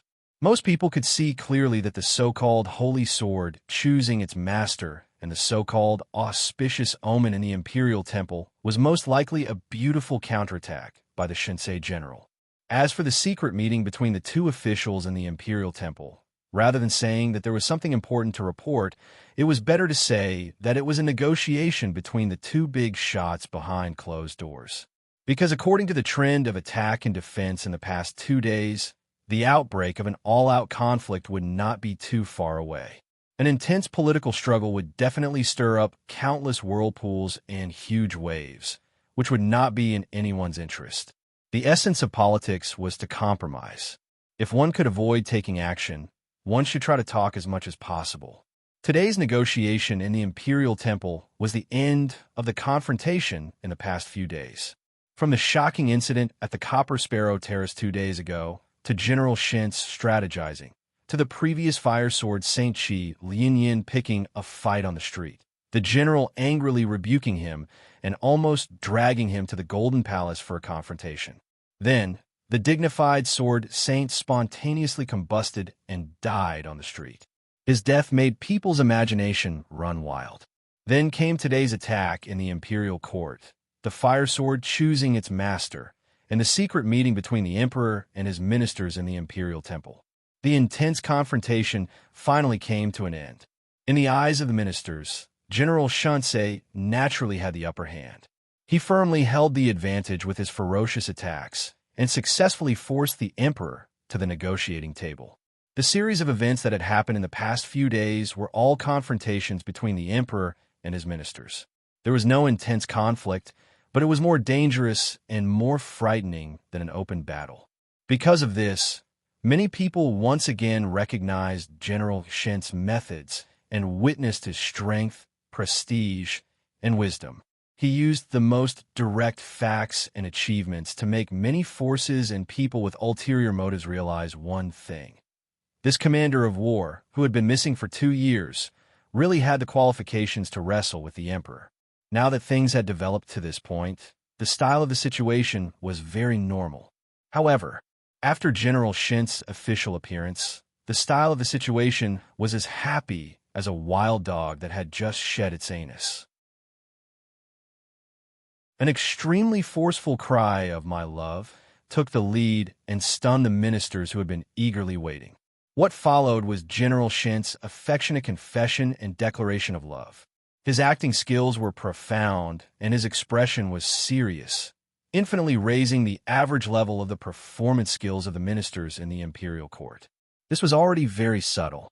What was even more subtle was that Empress Tensei also showed an extremely strong desire to perform.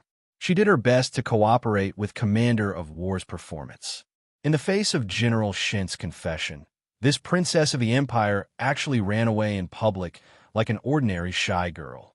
You two really have a lot of drama. After the ministers, with the nature of human gossip, happily watched a good show, subtle feelings emerged. How should they say it? They felt very subtle. How did things become like this? Please, this is the imperial court. This is a struggle between factions. Can't you two be a little more serious?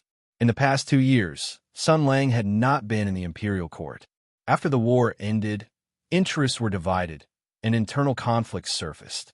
The emperor upheld the principle of checks and balances, and there were many factions in the imperial court fighting openly and secretly. No one could stay out of it. The struggle between factions that everyone experienced was a battle of words in the imperial court, a secret exchange of interests, a control of the overall situation by the giants, and the unfathomable His Majesty. The entire imperial court was a huge playground, and everyone hoped to get what they wanted here. Power, reputation, wealth, ambition, the world. Until today, General Shinsei shouted "my love." Empress Tensei shyly fled. It seemed that as soon as a certain commander of war returned to the imperial court, the stormy and decisive imperial court of the most powerful country in the world plummeted to an infuriating level in an instant. Therefore, very subtle feelings naturally emerged in everyone's hearts. Why was it like this? How did things develop like this? Hey, be serious. This is a struggle between factions. But more and more smart people broke free from this subtle mood. They saw through the surface and saw the essence. Even if it happened in such a comedic form, even if it looked so interesting, even if the performance of the male and female protagonists aroused people's infinite desire to complain, but this was still a struggle between factions. And it was a vicious plan that was incomparably fierce and aimed directly at the vital points. After the old generals of Tianyuan, who had also used troops on the battlefield, understood this matter, they glanced at Sun Lang and sighed in their hearts. Commander of War's command of troops lived up to his reputation. The key word was a marriage proposal. The marriage between General Shansei and Empress Tensei. Once this marriage was successful, it was bound to set off monstrous waves in the imperial court. This not only meant that the two huge forces of Tensei and Shinsei would merge, but more importantly, Empress Tensei would forever lose the opportunity to touch the position of crown prince. The emperor would not allow the birth of a crown prince with such powerful foreign aid. The officials and the various forces of the empire also did not want to see such a tyrannical future monarch. Therefore, Commander Zhan's move was to remove the firewood from under the cauldron, directly severing the foundation of the general of heavenly strategies. Such ruthlessness and decisiveness, without any regard for old friendship. It seemed that the hatred in his heart could not be washed away even if the 3 rivers and 5 seas were poured out. And the most wonderful thing was that he did such a thing in public and showed such an attitude. In an instant, he would have several or even more powerful foreign aid in the imperial court.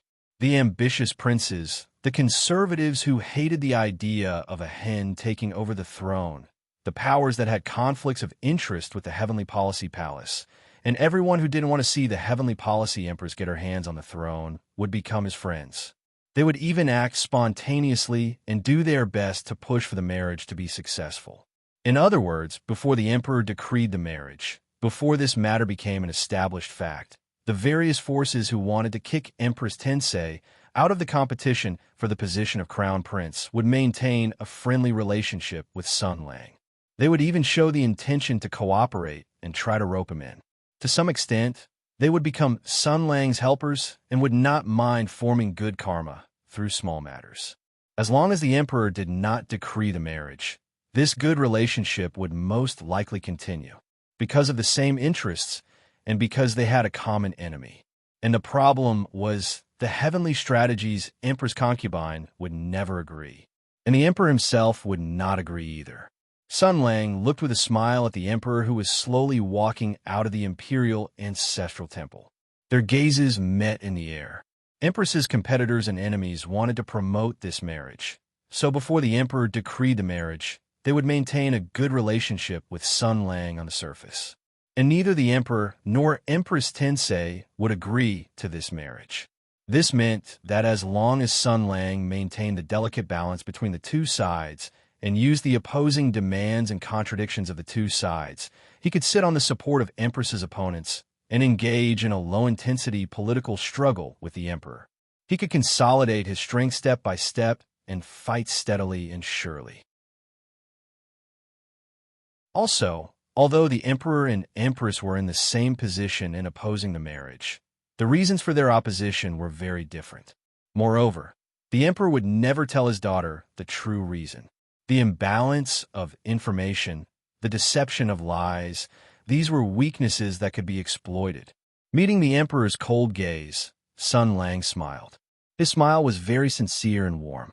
At this time, the sky was already bright. The early morning sun shone on his armor and reflected a warm halo.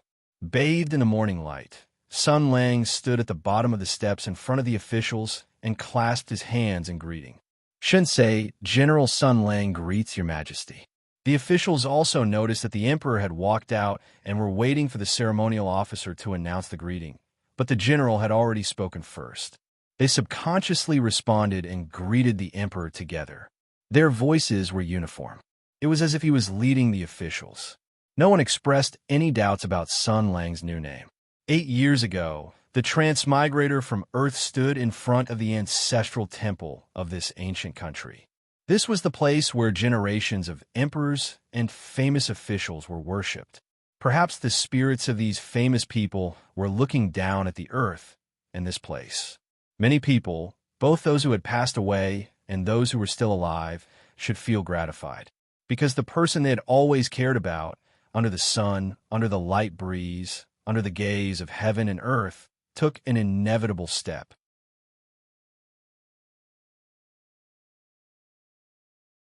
Chapter 9:16. Damn it, damn it, damn it, damn it. Facing the morning breeze, Her Highness Empress was jogging.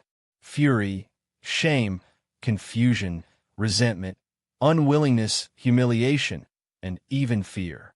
Complex emotions surged through her body. She clenched her teeth, her heart in absolute chaos. Sometimes, even if one had made thousands of preparations and plans, when something really happened, one would still feel unprepared and unprepared, just like the current situation. When Sun Lang truly acted against her, she actually felt that it was so difficult to resist. And the most unacceptable thing was that he actually used such a shameless method, using such a despicable method to carry out a dignified imperial plot and a cruel political battle. And she actually had no power to resist? Despicable, despicable, despicable, despicable, despicable, despicable. Empress Tensei broke through the blockade of the guards at the entrance and ran outside in a spurt of energy. She knew that her act of escaping today would definitely make her father dissatisfied, but she had to choose the lesser of two evils.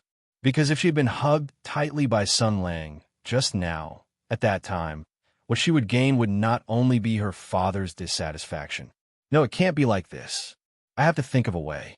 After calming down a little, the extremely realistic and rational Empress began to consider more important things. She had to think of a way to resist and deal with Sun Lang's despicable ability. Otherwise, she would completely lose the opportunity to confront this person head-on. At the very least, she had to make him hesitate. This was the first problem that had to be solved, because this matter could not be known by her father. Empress clenched her teeth, her heart still trembling slightly. Sun Lang's return did not come with good intentions. He wanted revenge. No matter if it was gentle revenge or fierce revenge, her father would be his enemy. Due to various reasons, there were many things that her father could not personally take action. He needed helpers, he needed people to carry out his plans. Now that the Sky Demon had been dealt with, Sun Lang had become a great threat to the Empire. If he could single-handedly lead this victory, the position of Crown Prince would be just about at his fingertips. If it was possible, but there was a huge problem. She couldn't let her imperial father know that Sun Lang had such a despicable ability. She couldn't let her imperial father know about her weakness as a woman.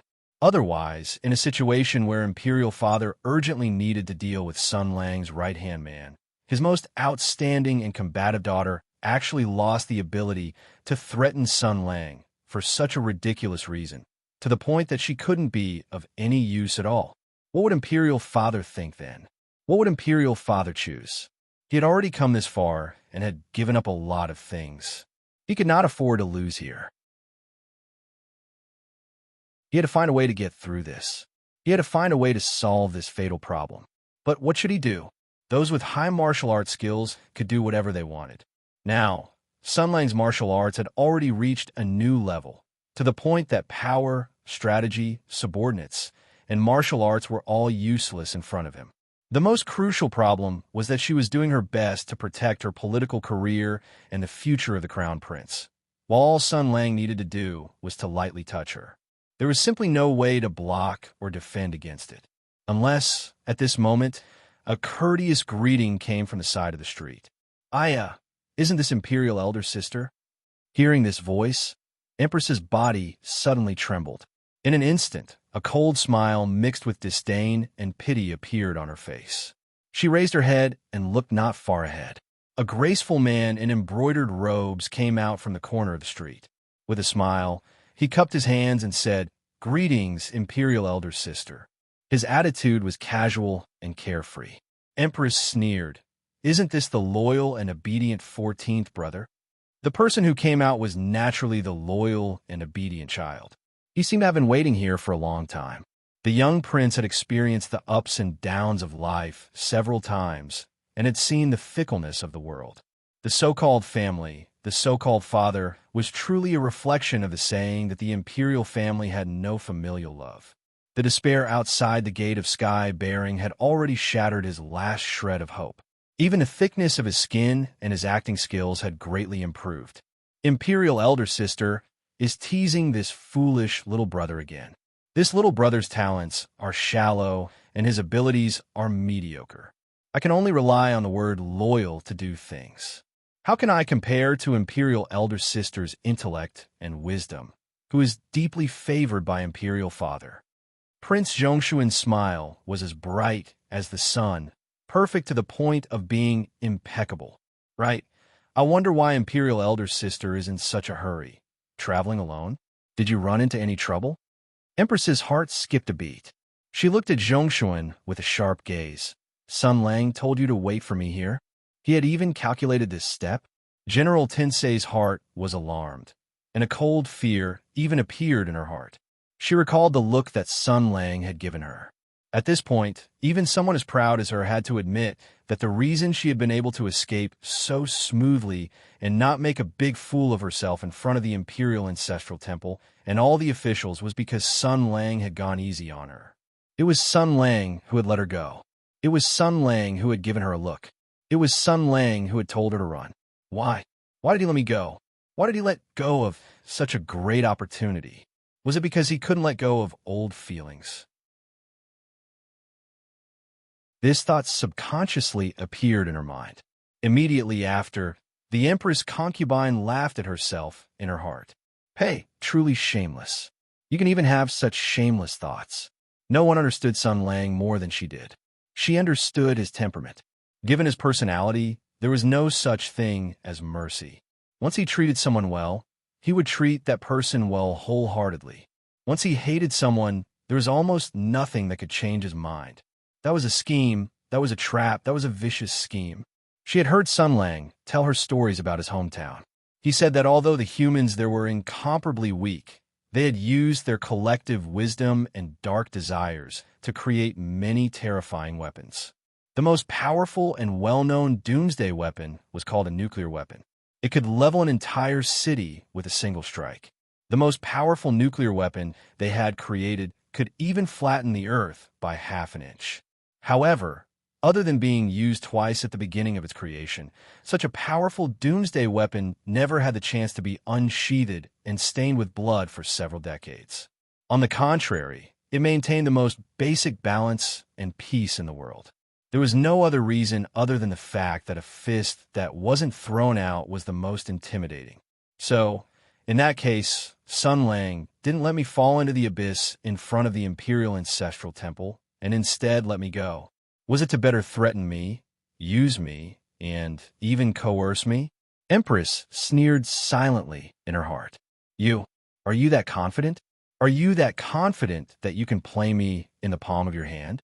She stared at King Zhongshuan with a dangerous gaze and said through gritted teeth, Speak, the message Sun Lang told you to bring to me. Zhongshuan was surprised. Sun Lang? You're talking about General Shinsei. Is Sister Empress misunderstanding something?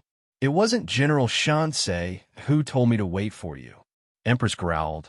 Don't play dumb with me. Then what are you doing here? King Zhongshuan was even more surprised. The Imperial Ancestral Temple produced a strange phenomenon that was clearly seen throughout the capital. As a descendant of the Li surname, although Father Emperor did not summon me, how could I not come when the spirits of the ancestors were there? This explanation was flawless and sounded very reasonable. Not only me, but all my brothers should be nearby waiting for orders. It's just that Father Emperor did not summon us, and we are not court officials. So it's inconvenient for us to appear rashly. King Zhongshuan smiled meaningfully. Even so, I'm really anxious waiting here. I saw Sister Empress coming from the direction of the Imperial Ancestral Temple.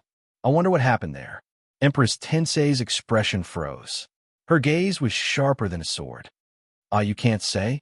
It's fine. There are many people at the Imperial Ancestral Temple anyway.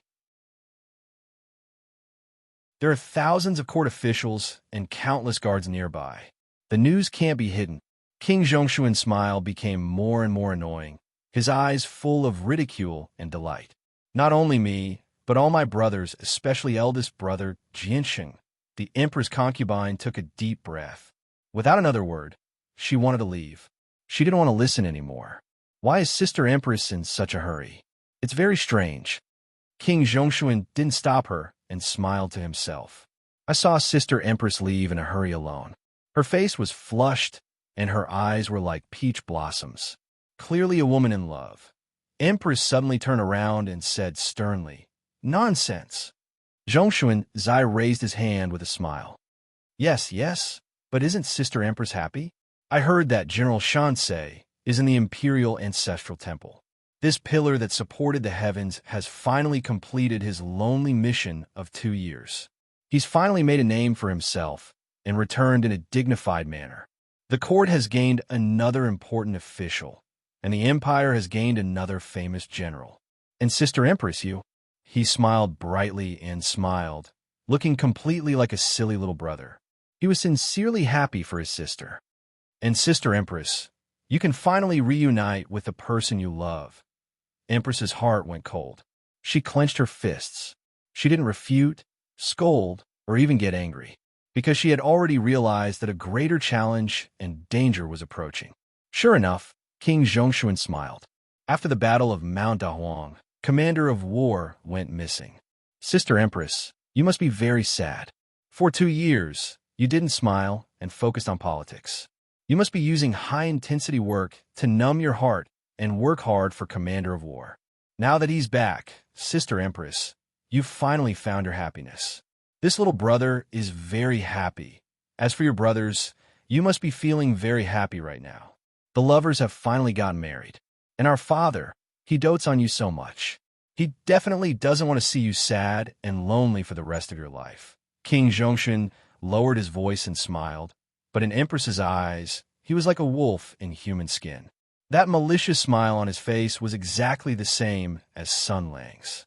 In just a few days, this stupid and stubborn little brother of hers had already been assimilated by that bastard. Sister Empress, do you need this little brother to propose marriage to father for you?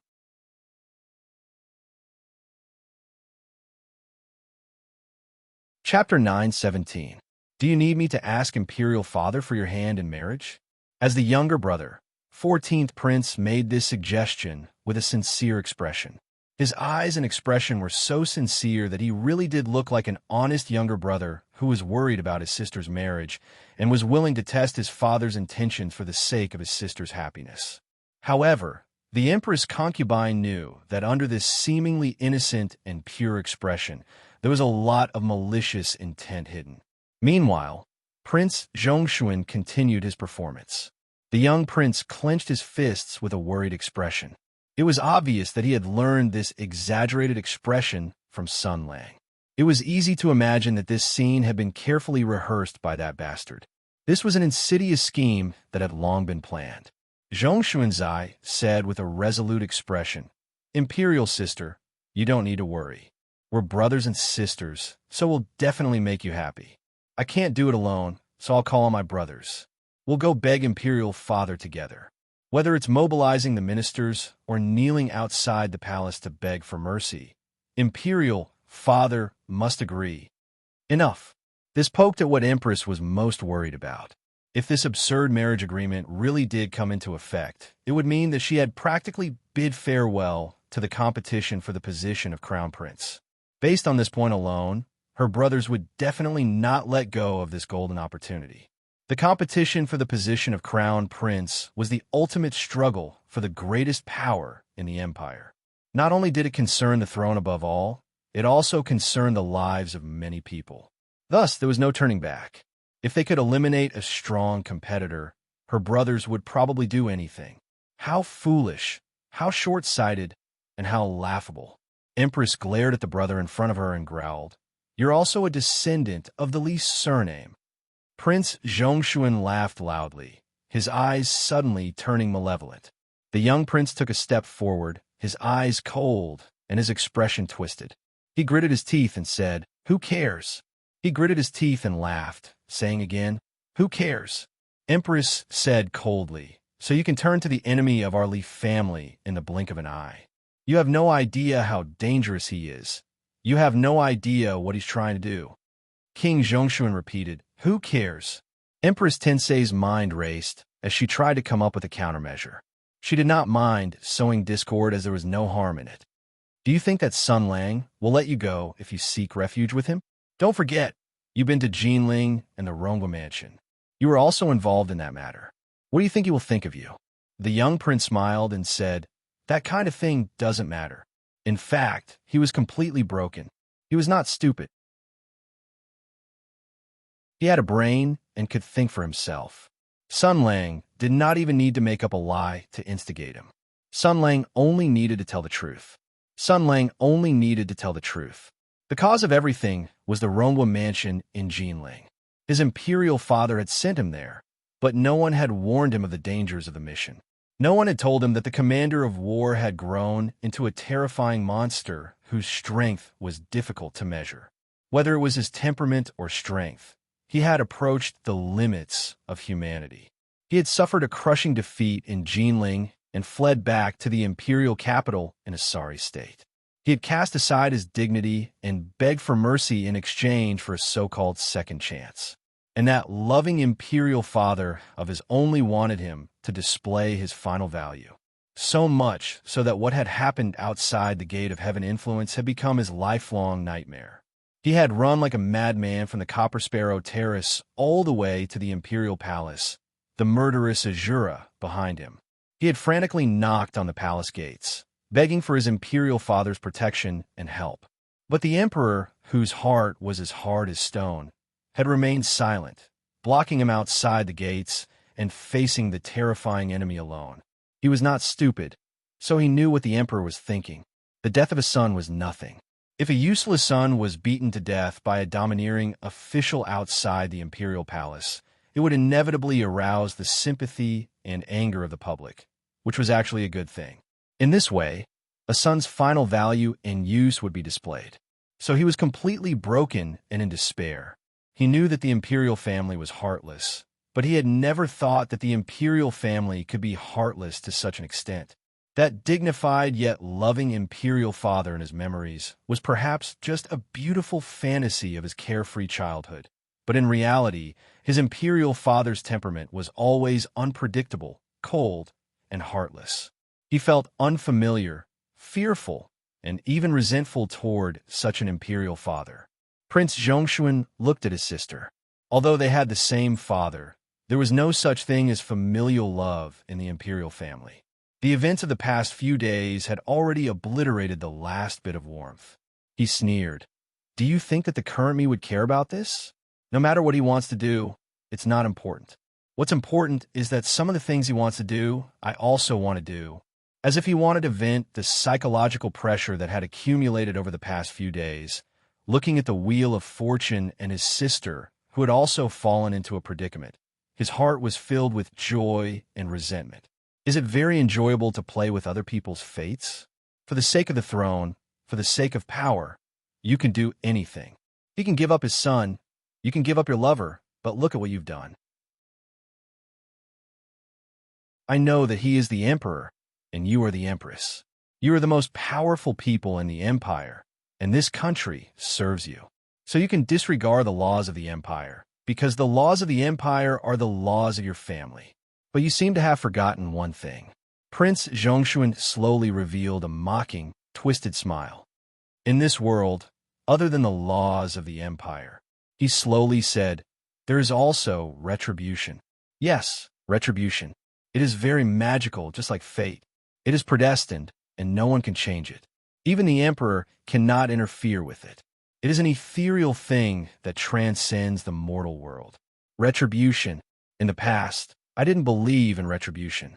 I thought it was just the helpless cries of the weak, robbed and killed by the strong without being able to resist, and could only turn the flames of revenge into useless curses, saying that you will suffer retribution. But the world is not like that. The strong are always strong, and the weak are always weak. Those who eat meat are high above, and those who eat grass are hard to protect. Heroes do not have good endings, and despicable people rise to the top. The world seems to be like this. So our father can sacrifice his son without hesitation. So you can kill your lover in the great barren mountains for the sake of the throne. You think you can do whatever you want. You think the world is just a chessboard, and everyone is a chess piece, a game for you to pass the time. But Prince Zhongshan bent down, his upper body contorted, and looked at Empress's slightly darkened face from bottom to top. His smile became more and more twisted, and his voice became more and more joyful. As if afraid of waking someone up, the young prince reminded softly and cheerfully, "But your retribution has come. You didn't expect it, did you? You've been able to call the wind and summon the rain for an entire lifetime. You thought nothing could escape your grasp. Are you stupid? Retribution has come. Someone has come to punish you."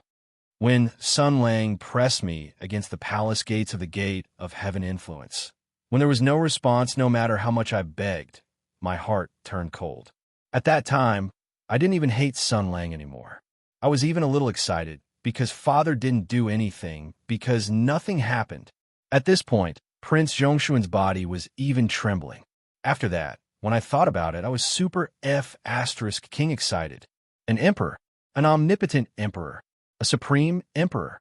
His son had his head pressed against the main gate of his home by a foreign official. Several thousand imperial guards were lined up inside the gate, but not a single one dared to speak. Not a single one dared to come out. What did this mean? Huh? His gaze became dark and gloomy, as if swallowing the sunlight. It meant that he was afraid. He was afraid. So there really was someone in this world who could control him. He was afraid that if he sent the imperial guards to interfere, Sun Lang would kill his way into the imperial house and chop off his head.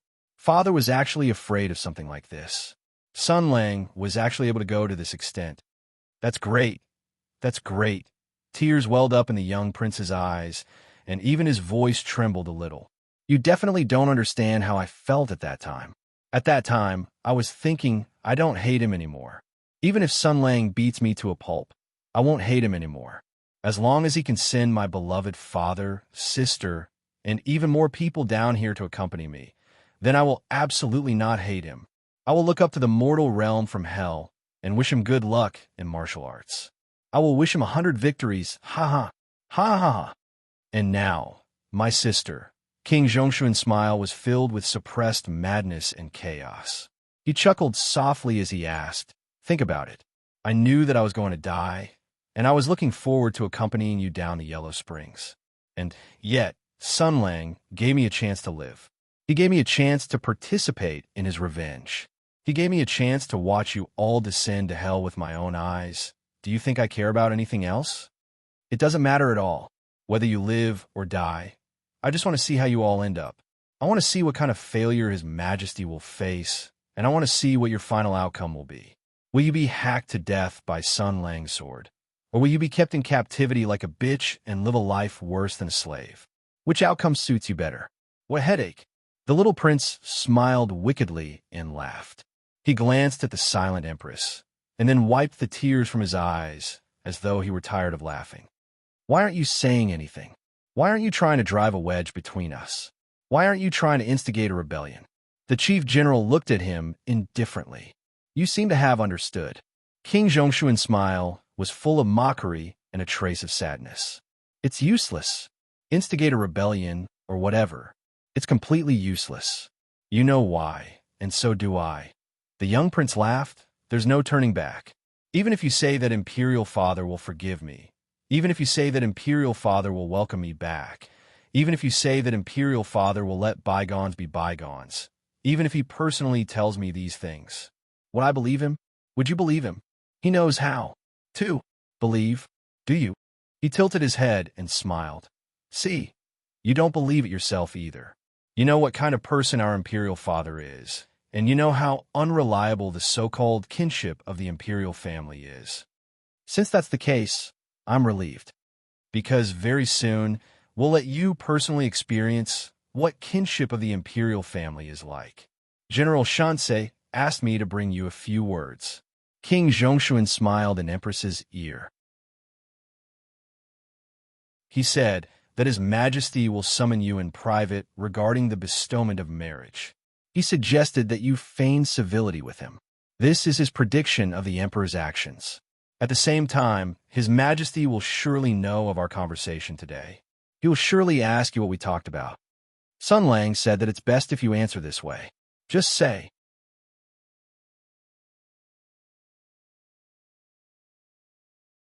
Chapter 9:18. With the appearance of the Emperor and Sun Lang one after the other, the Imperial Ancestral Temple incident caused by the Imperial Court discussion officially came to an end. The Shinsei general officially stepped onto the political stage of the empire. At the same time, it also meant that the series of prelude from the Copper Sparrow Terrace to the Divine Sword choosing its master had come to an end. A great battle in the Imperial Court that was destined to surge forward with great momentum had officially begun. The incident began 2 years ago in the final battle of the Great Bear Mountain.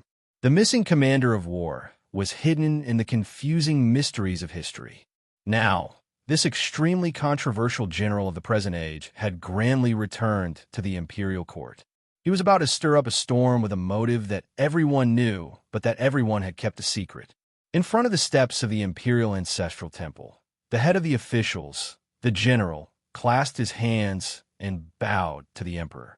As the saying goes, one does not rush to enter the Imperial Court, but one can enter the palace with a sword. This was the standard of all powerful officials from ancient times to the present. This kind of behavior was rather interesting. Although Sun Lang had once been the Grand Marshal of the world and was now a Shinsei general with a high position and power, comparable to Tensei, as the most important official in the Imperial Court, he did indeed have the privilege of not having to bow in non-important situations to show the Imperial Court's sincerity in taking care of his old comrades and leaders. But the problem was that the King Emperor had to open his mouth to not kneel. He could not be so righteous and take it for granted. Furthermore, this was the first time he had seen the Emperor in a public place, especially in a place like the Imperial Ancestral Temple, where both symbolic and political significance coexisted. What he was doing was not giving him face. Thus, politics was no small matter. Once one's rank reached a certain level, any small expression in public would be interpreted as a major political signal. For example, Sun Lang's behavior in front of the Imperial Ancestral Temple today could already be called domineering. He expressed his ardent desire to stand up to the Emperor as an equal. But it did not matter because Sun Lang had always thought this way. Furthermore, no matter how obedient he appeared, the people involved in the crowd would not think that he was a good, patriotic, and loyal youth. Seeing this, the Emperor narrowed his eyes. In terms of etiquette, Sun Lang's current actions could be considered disrespectful in at least 3 ways. He did not find Sun Lang pleasing to the eye and viewed him as the greatest obstacle in his pursuit of the heavenly way. He wanted nothing more than to kill Sun Lang on the spot, but he could not do so.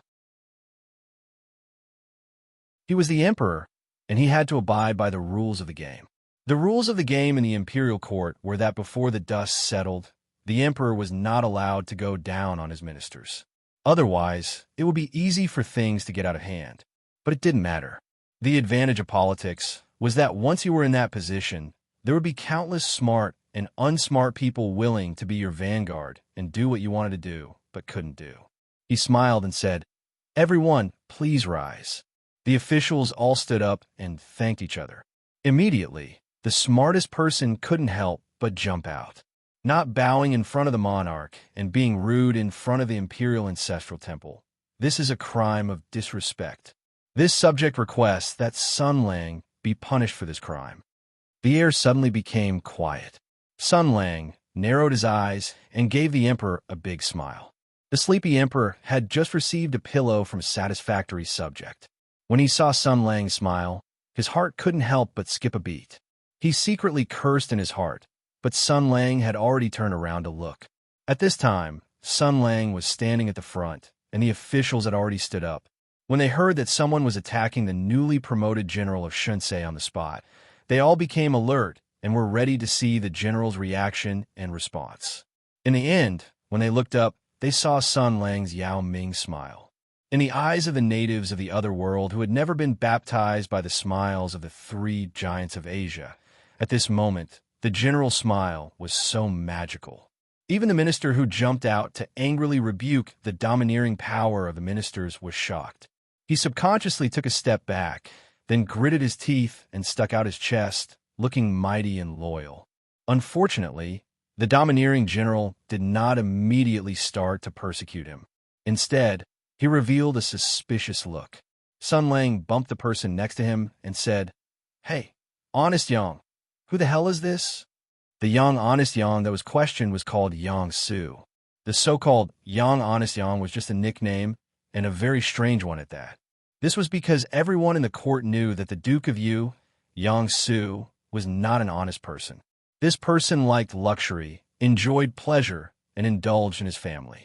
He did not lack any of the bad habits of the young masters of wealthy families. He had many concubines and was dissolute by nature. However, in contrast, he was omnipotent in military and political affairs and had made great contributions in the Tianyuan War. As one of the top generals of the empire, he had outstanding military achievements on the battlefield and was one of the legendary generals who stood at the top of the 6 armies. He had outstanding prestige in the military. Of course, such a radiant and famous person would definitely not be honest. Such an inexplicable nickname was naturally bestowed by Sun Lang. No one knew what kind of malice the commander had hidden behind this nickname. Back then, Sun Lang was jealous and resentful of Yang Su's numerous concubines and his corrupt and depraved life. Back then, Yang Su was also baffled by such a nickname. He asked several times but could not get an answer. At most, he got a cold, "Oh, spare tire." It was puzzling to think about it, but even so, his friendship with Sun Lang was actually quite good. They could sit together and chat. This was because the military admired the strong. Yang Su was old enough to be Sun Lang's father. In the face of such a young man who had outstanding military achievements and a righteous personality, he would naturally admire the talent and the younger generation. As long as he had the intention to befriend and accept him, Sun Lang would not reject him. This was the personality of the commander of war back then. Now that they had not seen each other for 2 years, in front of the imperial ancestral temple, under the gaze of the ruler and official, Sun Lang's somewhat intimate elbow bump and the casual honest Yang made him feel a long-lost closeness. In addition, Yang Su's wings had already been formed, and he had long become one of the military leaders. He did not need to care too much about the emperor's suspicion and expression. Thus, when Sun Lang greeted him, he was happy. Hearing this, he said with a smile, "This person, let me introduce you. This person is surnamed Wen. He is..." Before he could introduce his official position, Sun Lang gave an ayah and clapped his hands hard. As if he had remembered something, he pointed at official One and said loudly, "So, it's you? Humph. So you've also heard of my name?" Official One raised his head slightly. But in the next moment, Sun Lang's words almost made him vomit blood. "Official One, I've seen you on the list of customers at Copper Sparrow Terrace." With a puff, the crowd began to laugh uncontrollably. Amidst the massive group of courtiers, the sound of such laughter was rather shocking. Official Wen's face suddenly turned red, as if all the blood in his body had rushed to his face. He pointed at Sun Lang and almost choked in anger. You are slandering me." Sun Lang glared and said, How is this slandering you? It's written clearly in black and white. Official One is the supreme VIP customer of Copper Sparrow Terrace. If I remember correctly, 5 days ago, you played trapeze and Star Wars there.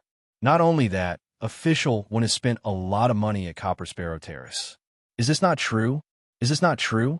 Wah, doesn't this mean that Copper Sparrow Terrace is falsifying the accounts? When he said this, his spirit was greatly aroused. His gaze swept over the crowd. Where are the friends from the Ministry of Revenue? Where are the friends from the Ministry of Revenue? There are falsified accounts here, and it's suspected of tax evasion. Does the National Bureau of Taxation not care? As a citizen of the empire, I have to report this kind of improper practice and investigate whether Official One has visited prostitutes at Copper Sparrow Terrace. We will make 2 copies of the involved accounts. One will be sent to all the officials for investigation, and the other will be sent to official Wynn's house for Madame One to check the accounts. As he said this, his eyes became sinister. His gaze swept back and forth in the crowd, revealing a threatening look, as if to say who else. The royalists shrunk their necks. Isn't this too disgraceful? As a general, is it really good for you to be so petty? Fortunately, official Wen's mind was agile and he was very eloquent. He had just been caught off guard by Sun Lang's bludgeon. In addition, he cared about his face, so he lost control for a moment. Now that he had calmed down, he chose to bite his tongue and not let go. General, whether or not I visited prostitutes at Copper Sparrow Terrace is a private matter. Since there is no law against it, why not? What I want to say now is that you have disrespected His Majesty. Sun Lang said in surprise, Official One, where did this come from? Who in the court doesn't know my loyalty? I've always kept my reverence for your Majesty in my heart. Even when I'm eating, I'm thinking about how to repay your Majesty's kindness. So much so that I can't eat or sleep well. These words were too shameless. When the officials heard this, they all admired the general's political attainment. When Quan Fu saw Sun Lang's unreasonable pestering, he already regretted it in his heart. Perhaps he didn't need to jump out in such a hurry. But Empress was not here. He was a big shot in the Royalist Party and also one of the leading figures of the civil officials. If he didn't come out now to curry favor with His Majesty, when would he? Even if he suffered a loss now, His Majesty would definitely remember his good deeds. So he straightened his neck. Then why didn't you greet His Majesty when you saw him? Good question. What answered him was a loud and clear shout. It came so suddenly that many people trembled in fear. Sun Lang suddenly raised his hand high. Flames curled around it, and the sword aura was brilliant. The crimson sword light condensed into a solid form and turned into a fiery glass-like sword body that extended from his palm. The edge of confusion was showing off its sharpness. The sound of the sword was like a raging flame soaring into the sky. Everyone felt the heat wave and the extremely powerful sword aura coming at them. Their faces all changed. Although they had guessed before coming and were even mentally prepared, when it really happened in front of them, everyone couldn't hide the shock and surprise in their hearts. He actually did it.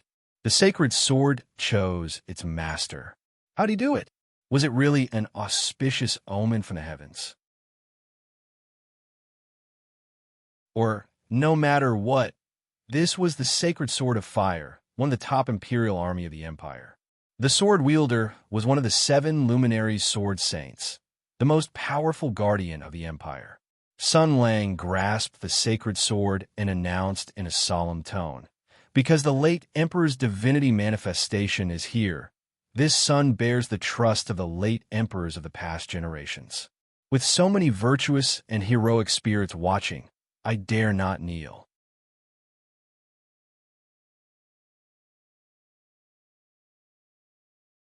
Chapter 919. In fact, when the imperial court was attacking Sun Lang for standing up and deceiving the emperor, the imperial ancestral temple had already lit up with the resplendent light of the sacred sword choosing its master. After understanding that this was the handiwork of General Shinsei, the smart people had already guessed what Sun Lang was doing. It was simply impossible. Humans had gone from ignorance to reason, from ignorance to wisdom. In ancient times, humans were scattered across the earth, their understanding of the world a complete mess. They were at a loss about the future. Why did birds fly? Why did fish swim?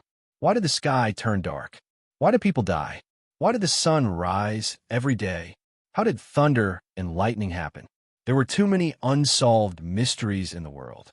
Because of the lack of knowledge and scientific logic, these questions that involve the mysteries of the world were not worth mentioning in the eyes of modern people. But to the ancients, they were eternal problems that they could not understand even if they cracked their brains. Thus, there were superstitions. Thus, in the tribal period, the first noble and popular profession was the priest. When humans were unable to use facts and truth to solve problems, they tended to use superstitions and nothingness to explain the truth. Thus, the most daring swindlers, with their not-so-brilliant swindlers and clever mouths, were able to play the commoners and even the nobles in circles. From slavery to feudalism, from the tribal system to the imperial system, the ancient profession had been changed, and it had never disappeared in the long river of history. Because regardless of whether they were noble or lowly, mortals were ignorant mortals. They all had such needs. Since the noble son of heaven and the lowly commoners all had such needs. Since pretending to be a ghost could deceive foolish men and women into worshiping and worshiping, gain the respect and courtesy of high-ranking officials and nobles, and even gain the conferment and reward of emperors, since everyone in the world believed in the supernatural, why couldn't they use this to gain greater benefits? All effective businesses that were invested in politics would reap even greater benefits. Thus, throughout history, when dynasties changed and the world was in chaos, there were often people who used the name of the supernatural to cause trouble. The supernatural could not be spoken lightly. Because of reverence, fearless fanatics were given a stage to display their talents. Just like Sun Lang's operation this time. However, the empire valued loyalty and filial piety, and the location of the incident was the imperial ancestral temple. Yet, Sun Lang actually had the best of the best. The sacred sword of fire had chosen its own master in the imperial ancestral temple. That was an important weapon of the empire, a guardian sword. That was a matter of national importance. If this wasn't a manifestation of the ancestors and the pity of the previous emperor, then what was it? Do you dare say otherwise? Who dare to say otherwise? Just like a certain year, month, and day, an official from a certain county of the empire sent a letter of congratulations, saying that an auspicious omen had descended from the heavens, bestowing the divine beast Bai Zhe to the country. It was because the sage had ruled the country well, and the world was at peace. When the Bai Zhe was sent to the capital, all the officials and monarchs said that it was awesome, and that it was indeed an auspicious beast. My dynasty was stable, but you stepped out of the crowd, saying that to hell with auspicious beast. This was clearly an albino rhinoceros. You bunch of ignorant fools. And then, there was no then. Even if you were not hacked to death by the emperor, you would still be spat to death by the officials. If it was an earthquake, and the emperor was crazily spat by the officials, wanting to issue an edict of self-condemnation, if you jumped out and said that it was a plate movement and had nothing to do with the emperor, although you would be despised and flattered by the officials, maybe the emperor would still remember your good deeds, remember your theories, and think of your benefits after the event. But everyone happily said that it was an auspicious omen, and you didn't want to carry the sedan chair with you, but you still dared to come out and refute? You don't even know how Yang Xiu died. In summary, when Sun Lang held up the banner of mysticism, took out the sacred sword of fire, and put on a humble appearance of, I was appointed by the previous emperor, who dared to jump out and oppose. People like Wen Quanfu were the most discerning. Even if he was determined to take advantage of this to win the heart of the empire, he was unwilling to sing a different tune with Sun Lang on this issue. After all, he was here to be loyal to the emperor, not to die. No one dared to come out and oppose. After all, to question this was to question the general's integrity and loyalty as an official. In this era, people valued reputation and integrity very much. Insulting one's reputation was an irreconcilable enmity. If you openly questioned the authenticity of the previous emperor's message in the dream, it was equivalent to saying that the general had fabricated the facts and faked the previous emperor's appearance. This was equivalent to killing the whole family. Weren't you afraid of being hacked to death by a Sun Lang on the spot? After all, this was Sun Lang, after all, in the imperial ancestral temple, and after all, the sacred sword of fire. This move was extremely ruthless, stabbing into the emperor's heart with a knife. Once Sun Lang firmly established the banner of the previous emperor's appearance in the dream, it was almost enough to be in an invincible position. After all, even if the emperor was the emperor, it was impossible for him to oppose his own father. From then on, if the emperor wanted to make a move against Sun Lang, the first thing he had to do was to remove the legitimacy of the previous emperor's appearance in the dream. In other words, he had to completely reject Sun Lang's motives and position, shatter his reputation and prestige, and turn him into a liar who had no monarch and no father, who went against the world, and who was too numerous to be recorded. Only in this way could he be completely defeated. The difficulty of this was simply too great. There was completely no point for him to slowly make a move. After understanding this point, the officials all peeked at the emperor's face one after another. Could it be that the two of them didn't come to an agreement in the dream? Could it be that the emperor still hadn't figured it out? Wasn't he angry? Was he angry? Nope, he really wasn't. As an emperor, he had to learn how to hide his emotions. There was a saying, "The heart of an emperor is hard to fathom." This was actually the way of ruling. The so-called thunder and rain were the emperor's grace. He had to make his officials always tremble in fear in front of him and not dare to relax. He had to make his officials always lower their heads in front of the emperor and not be arrogant. He had to make his officials always feel that the emperor was unfathomable and not play with their emperor in the palm of his hand.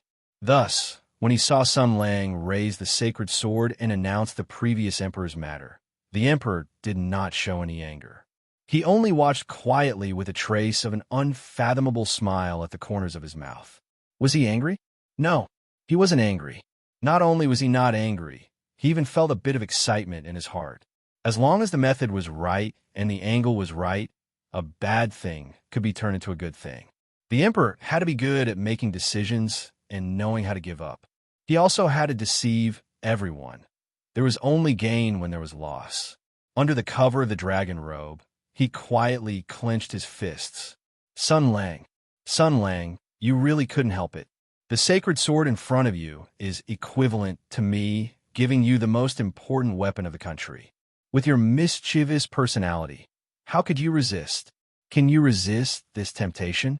Not only did you destroy our meticulously planned trap, but you also conveniently obtained a sacred sword.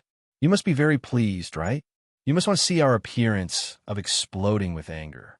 You must be very happy to snatch our sacred sword and use it against us, right? Then you can be happy to your heart's content and perform to your heart's content. I'm watching. Next, you have to announce the so-called last words of the late emperor in your dreams. Say it. Say it to your heart's content. Increase your authority and build up your prestige. Announce your sacred mission. Say that the late emperor told you that the country was filled with treacherous people. Say that the late emperor noticed that the earth was filled with darkness. Say that it was just like the stories you made up in the Copper Sparrow Pavilion. Perform to your heart's content.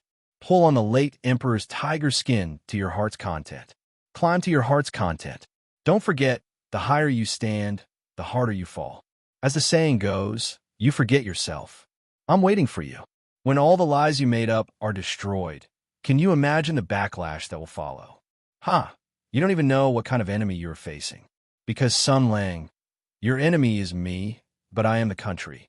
You didn't come to fight me with the idea of destroying the entire empire. Instead, you came to the imperial capital, gathered your friends, and attempted to obtain a political victory in the imperial court. Should I say that you are ignorant or laughable? The heart of the emperor of the country was filled with intense malice and thoughts. As the emperor of the empire, he had too many bargaining chips. He could lose 100 times, but Sun Lang couldn't lose even once, so he had plenty of patience. Just like now, he was even waiting for Sun Lang to tell a big lie. Because the bigger the lie, the louder and more destructive it would be when it was exposed. But at this moment, Sun Lang, who was holding the holy sword high, suddenly turned around. When he had announced the late emperor's show of divinity, his face had been sacred and solemn.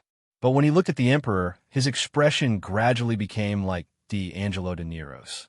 Because the late emperor's show of divinity is here, this son bears the trust of all the previous emperors. With so many heroes watching, I dare not kneel. These were the words he had used to respond to Wen Quanfu's question. After hearing these words, all the officials held their breaths and waited, waiting for the chief general to tell a dream story. Many of them were well aware of the inside story. They had a feeling of, let's see what kind of trick you can come up with.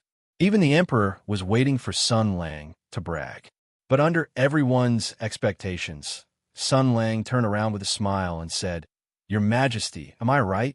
The air suddenly became very quiet.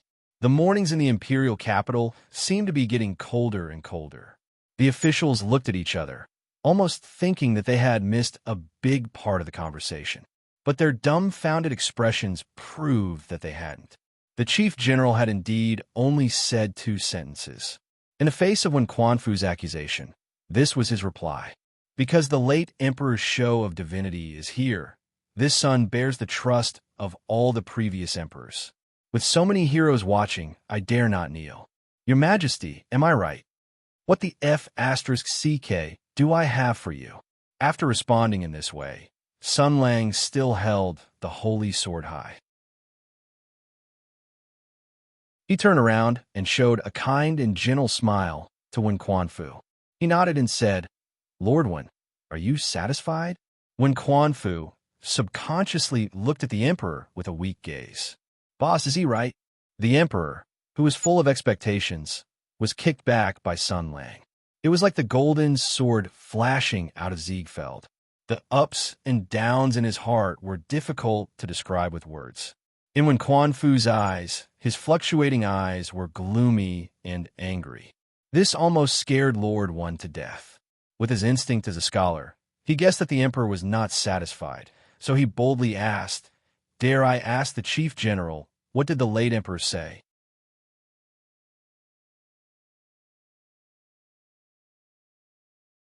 Chapter 920. What exactly did the late emperor say? Sun Lang showed an expression that was not a smile. He said a lot of things. I just reported to your Majesty that we have reached a consensus and are preparing to convey the spirit of the late emperor's speech to everyone present. We will learn the important instructions and advanced ideas of the late emperor together and hold a learning seminar. This guy had a slip of the tongue and words came out of his mouth. At least he knew how to restrain himself. Halfway through, he turned to ask for the emperor's opinion. Your Majesty, can I say it? Of course, I want to see what kind of fart can come out of your mouth. The emperor hoped that he would not say it, because a lie is a lie after all. Since a lie is a lie, there will be flaws. When the lie is exposed, his reputation will be severely damaged. In the emperor's view, Sun Lang's nonsense here is tantamount to digging his own grave. He can't wait for the other party to do so. Therefore, the emperor said calmly, since it is the late emperor's imperial decree. Wait. Looking at Sun Lang's malicious eyes, the emperor's heart was suddenly shocked. Wait. If I let him speak, what if he talks nonsense? His smile, just now, and even pushed the matter back to me. Has he already seen through my plan? I want him to talk nonsense and spread his fabricated rumors, so that I can expose his disguise later. But what if he takes the opportunity to talk nonsense?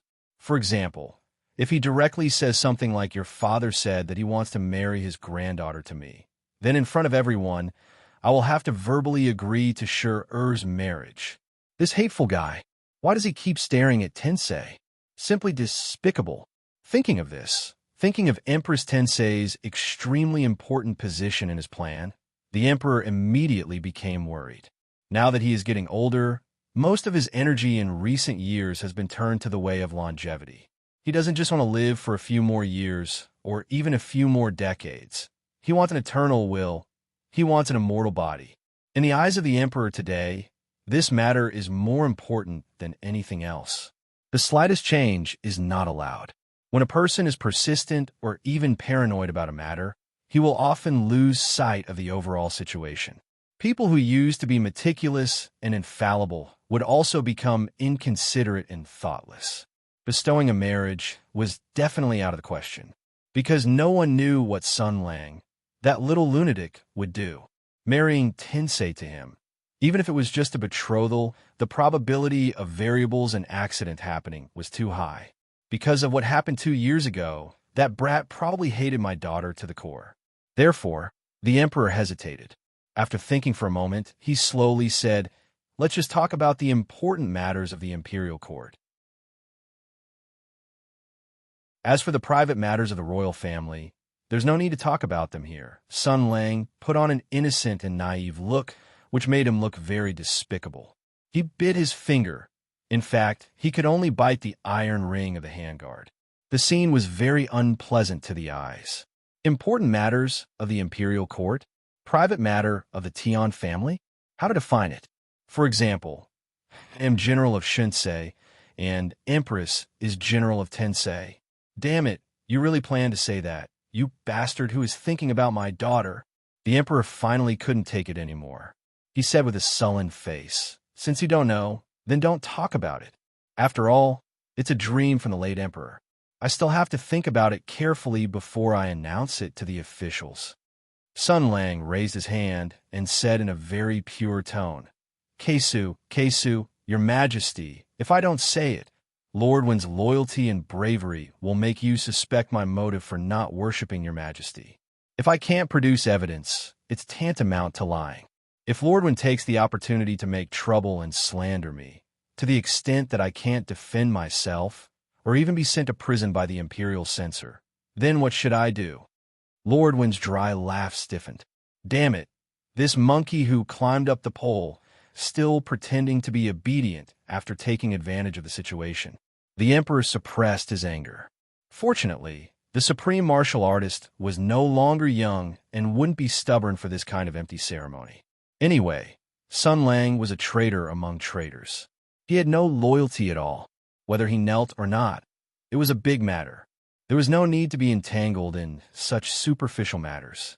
He said slowly, my beloved official has worked hard and made great contributions. In front of me, you don't have to be so formal. Sun Lang breathed a sigh of relief. Then he picked his nose and spat on the ground. He nodded and said, Your Majesty, I feel very comfortable with your words.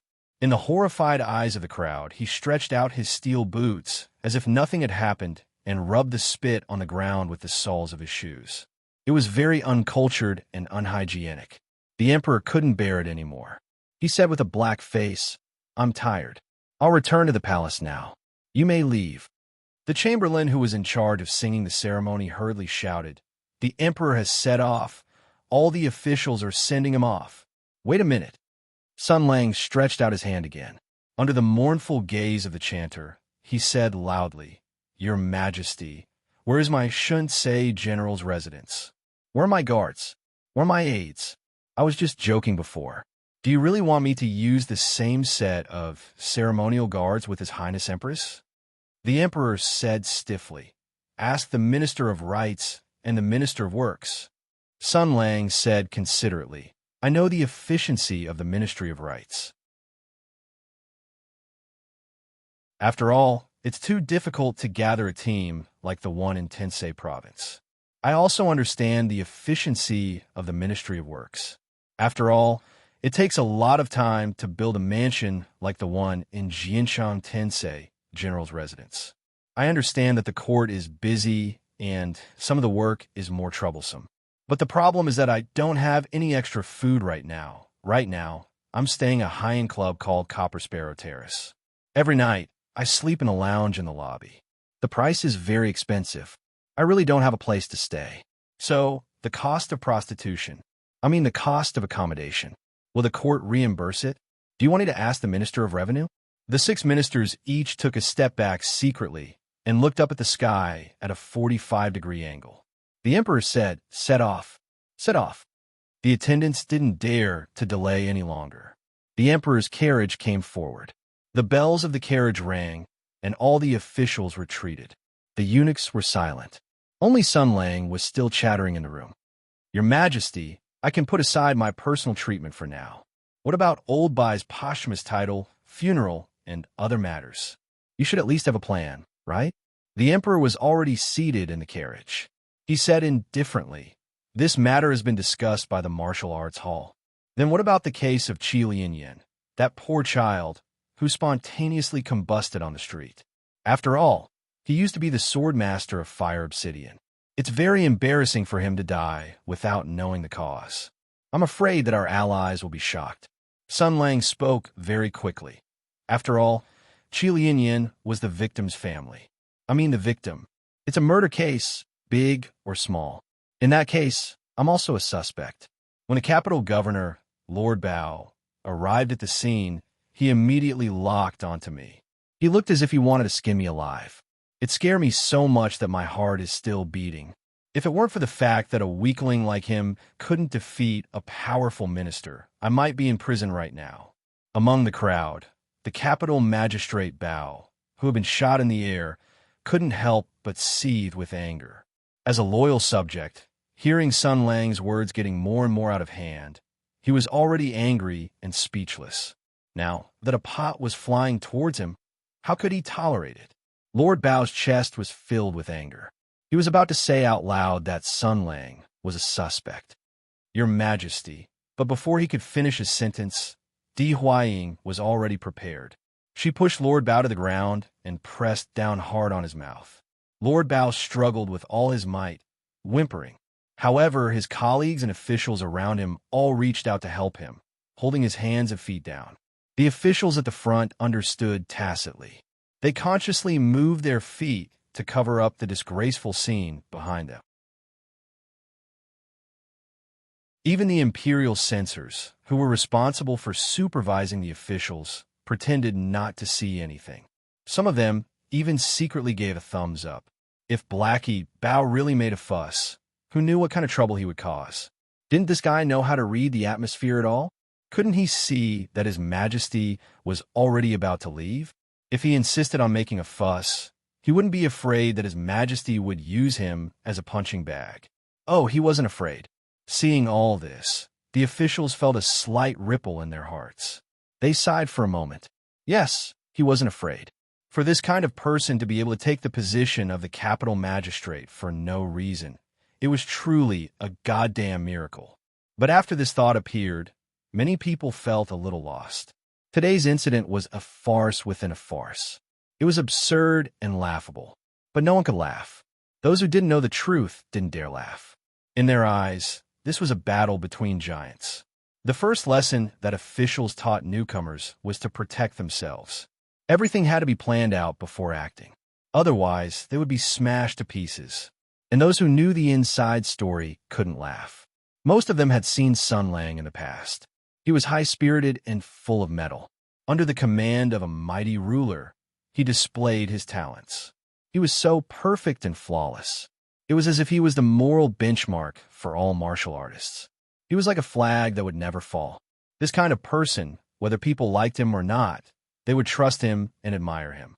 But such a perfect person was persecuted by the king, and was cursed to have the bow cast aside after the birds were gone. Anyone who knew the inside story would grieve for the loss of the rabbit, right? Even if it was the emperor, how could he wantonly decide the life and death of an official? Furthermore, it was the life and death of a general with such illustrious military achievements. He had fought on the battlefield and lived an upright life. But in the last battle, he had died at the hands of his own emperor. This was a disgrace. It was a disgrace to the country, a disgrace to the emperor, and a disgrace to all martial artists. Now, Sun Lang had returned. He didn't start a rebellion, didn't try to assassinate the emperor, and didn't let the situation collapse to the point of no return. Instead, he acted according to the rules of the game.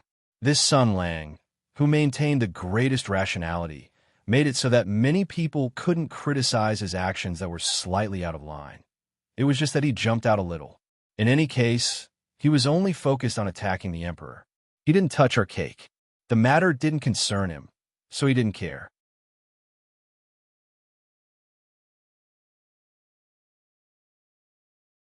Chapter 921. This scene was too beautiful, too subtle. So much so that the scribe, who was always by the king's side, showed a bitter face.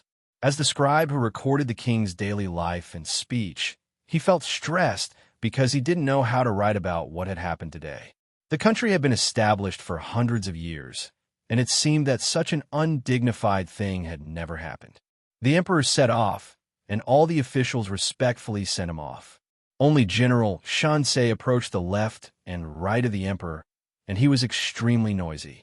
When the servants tried to persuade him, the Shansei angrily rebuked them. The scribe wrote this line of words with great difficulty with a small brush. "Hey, you little comrade, don't meddle in other people's business." What did His Majesty say just now? He said that I've worked hard and made great contributions.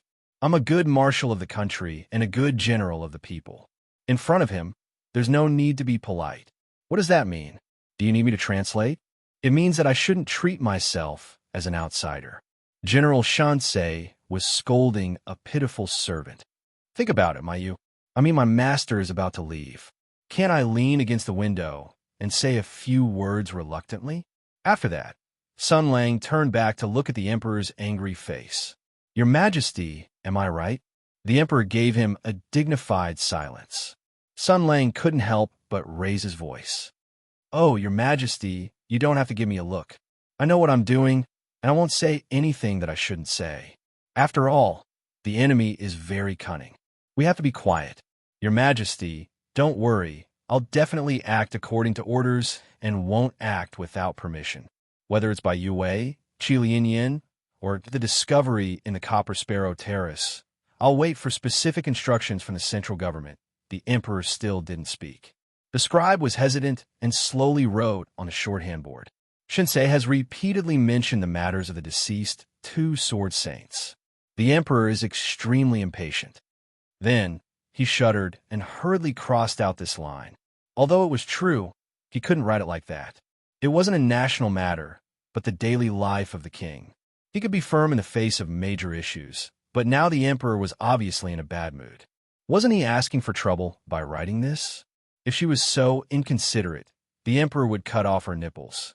Just as the scribe was at a loss over how to use the spring and autumn annals technique, the emperor glanced at Sun Lang indifferently. Are you having fun? Is this what you want? Sun Lang said solemnly. Reporting to Your Majesty, the officials are silent, but I alone am outstanding. The emperor angrily said, Go to hell with your son. Who promised you that? Sun Lang was stunned at first, and then he was surprised and delighted. Wow, this sentence has a double meaning. The emperor could no longer hold himself back. Get out of the way. Zhen wants to return to the palace. Sun Lang said disappointedly. Your subject has been hinting for so long. Your Majesty, why don't you invite me to your house? Lazy bastard. Go now. I will follow Your Majesty's wishes and move Your Highness Empress with my sincerity and love. Return to the palace. Return to the palace. Sun Lang seemed to have some self-awareness. He didn't stick too close to the emperor. The guards led the way, and the servants followed. The emperor's carriage left quickly, and the people carrying the sedan walked steadily and quickly. The civil servants in the palace felt like they had been F***ed. After serving His Majesty for so many years, today was an eye-opener. The emperor left with the officials respectfully, sending him off. Sun Lang stood in the same place and watched the procession leave. Ah, he's gone. He turned his head. Hundreds of courtiers lined up in a black mass, staring at him without a word. No matter what happened today was too subtle. If every court meeting was like this, wow, thinking about it this way, it seemed to be quite interesting. At least the boring and inefficient court meeting had some beautiful scenery. Sun Lang smiled and said, Everyone, in order to prevent some of my colleagues from not knowing me, let me introduce myself here. I used to be called Jiaing. Not long ago, I found out the truth from my grandmother and changed my name. Now, I'm called Sun Lang. Sun as in filial son, Lang as in handsome. My parents probably want me to become a handsome man who is loyal to the country and filial to his elders. My goal has been completed by 2/3, and now I just want to find a father-in-law to be filial to. He deliberately turned his head and looked in the direction where the carriage disappeared.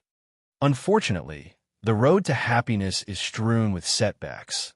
The courtiers of Tensei looked gloomy. The emotions in their hearts must be very exciting. A hot-blooded young man couldn't hold back and shouted, Her Highness won't marry you. Sun Lang shook his head and stared at him. Who are you? That young man said angrily. Zhang Sun Wuji. Sun Lang took a step forward and pinched his wrist like a hooligan. He pulled the corners of his mouth and glared at Chu Yunsheng. Are you trying to steal this young master's woman? Are you trying to steal this young master's woman? Sun Outyin? Aren't you called Sun Lang? Why did you change your name? Or is it a word? TSK, Outyin. Damn it. Even a word is so arrogant. You traitor. Zhang Sun Wuji subconsciously took a step back, but the companions around him gave him courage. He said stubbornly, I already have a family background. Moreover, Her Highness is like a fairy. I'm just a commoner, and I don't dare to have any blasphemous thoughts. We are gathered together because of righteousness and ambition. Sun Lang glared at him and said, Then what the F***CK did you say? Sure, and I are a match made in heaven. Do you think it's up to an idiot like you to tell us what to do? Vulgar. Vulgar. Zhang Sun Wuji was an elegant young man from an aristocratic family. How could he be a match for Sun Lang when it came to scolding people? Didn't he see that the imperial censors standing at the side were all sighing in admiration? Just now, General Shin's words, aura, expression, and actions were all perfect when it came to scolding people.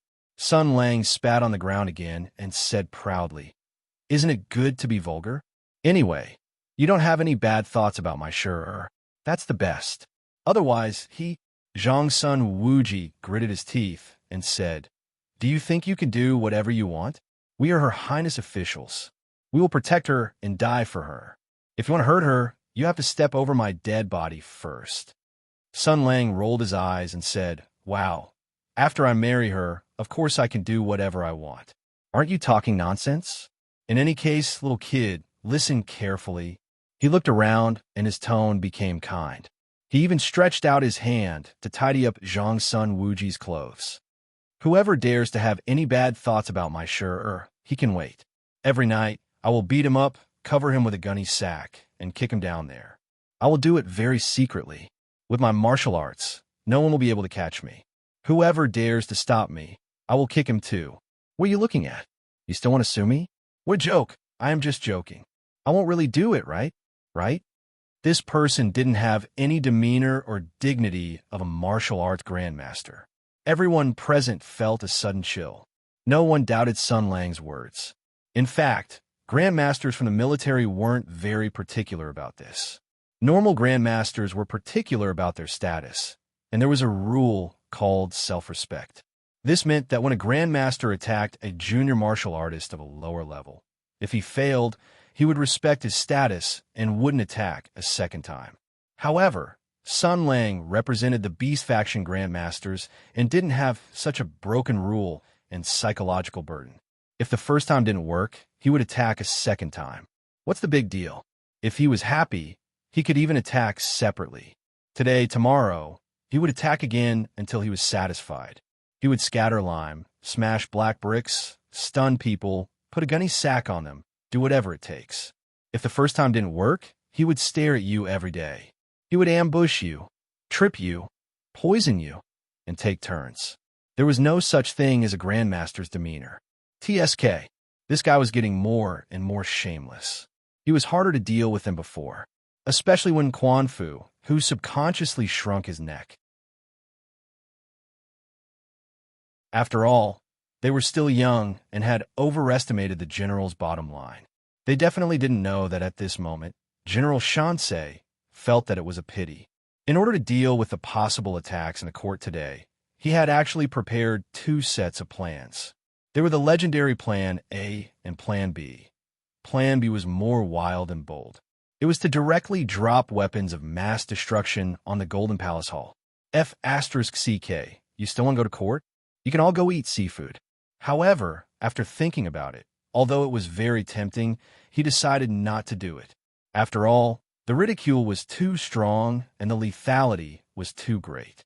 If all the civil and military officials in the court fell for it, it would be a complete ridicule.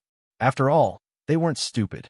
Although they couldn't catch the culprit in the act, with this method, this style, and this enormous courage, there is only one person in the entire imperial capital who had the ability and courage to do such a thing. The culprit would be immediately identified. There was no way to deny it. After all, the empire was America. There was no need for evidence. If you said you did it, then you did it. Therefore, for the sake of the harmony of the court and for the success of the plan, Sun Lang had to bear the pain and postpone this plan. The right time, the right place, and the right people still had to wait. After the intimidation, Sun Lang said with a smile, Okay, His Majesty has also left. This matter has been declared concluded. I still have something to do, so I'll leave first. Seeing that the crowd didn't move, he smiled and said, Everyone, disperse and go to work. Or should I say that the law can't punish the majority? Why don't you all skip work and go to the Copper Sparrow Pavilion to have some fun? There are no girls, but everyone can donate some money and drink some wine. Then His Majesty will know that although I, Sun Lang, have left the court for 2 years, after returning to work, I can quickly integrate into the group and have many, many good friends. As soon as he said this, with a crash, the crowd dispersed in unison. Sun Lang smiled and nodded to greet the important officials in the front row and the core of the court. Then he walked away, no matter close or distant, in front of the Imperial Ancestral Temple. It was not a place to talk. However, what happened today was destined to be repeated by many people. The Emperor's carriage returned to the Imperial capital. In front of the palace gate, the eunuch who had been waiting for a long time said in a low voice, Your Majesty, Her Highness Empress has been waiting for a long time. The Emperor's eyes flashed with a cold light. You're tuning in to the Warrior Lore YouTube channel. Don't forget to subscribe and join us on this journey to catch the most captivating stories.